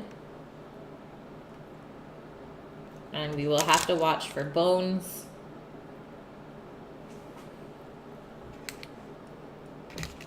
But luckily with a fish this size, they will be quite large.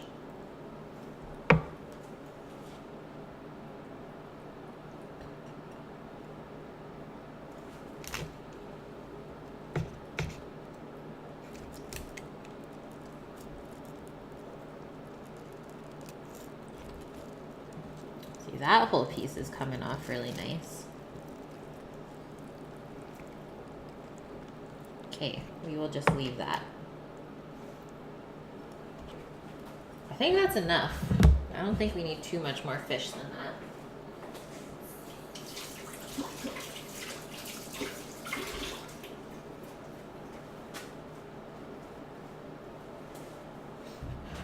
Maybe I'm gonna do a little drizzle of chili garlic oil.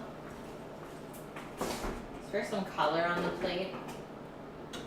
And for flavor too. I think the fish could definitely use it. Like that. And that is the plate. Think it looks good, guys? Oh, wait. Our chivers. Our little chivers that we cut up so nicely. There we go. See, that will hide the little bit of disgrace from the fish. Yum.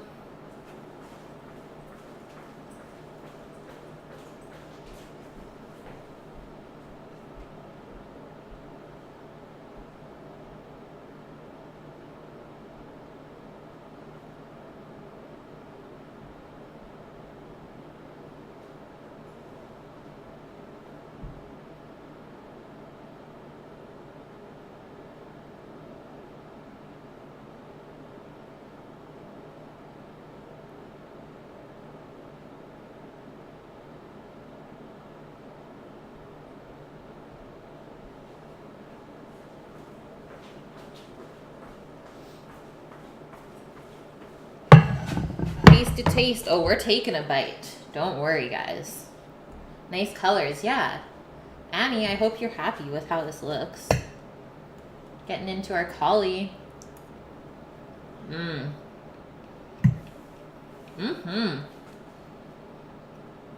That is so good. It just kind of melts in your mouth, but the spices on there are amazing. Thank you for that recipe. Like, the fennel is not overpowering. Neither are the mustard seeds. And the turmeric gave it that really nice color. Okay, let's have a bean.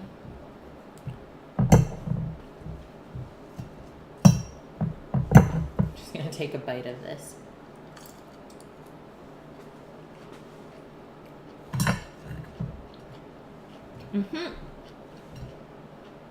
Nice and fresh and crunchy. Breadcrumbs are great there because they give that little bit of texture contrast. Because the rest of the meal is pretty soft. So you need that little bit of crunch.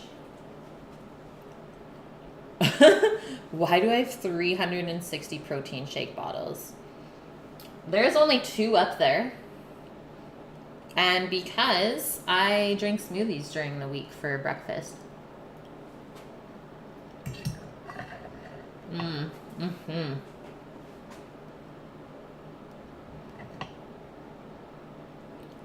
That fish is just like so flaky and fall apart tender. What oil did I use? I just used olive oil. I think the fish does need a little bit of salt still though. But other than that, it is cooked perfectly. So nice and juicy. Yay. I'm happy we finally got to do that meal, Optrix. Okay, let me see who's still on. Hopefully Bachelor Life. Yes. We're gonna go raid him. I hope everyone had a fun time in chat and on stream today. Hopefully we learned some new stuff. And I will be back tomorrow. Same time, same place.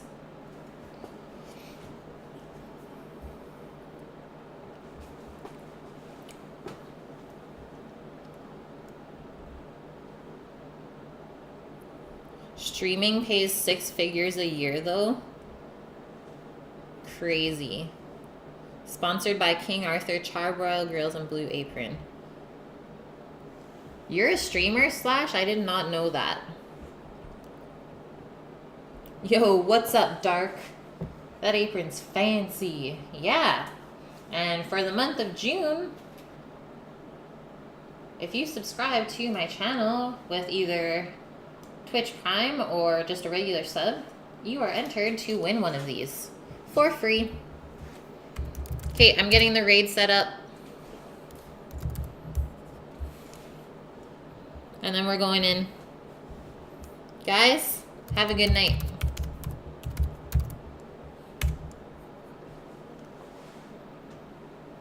Recipe for the breadcrumbs and pistachios anywhere. I think it is on Discord somewhere.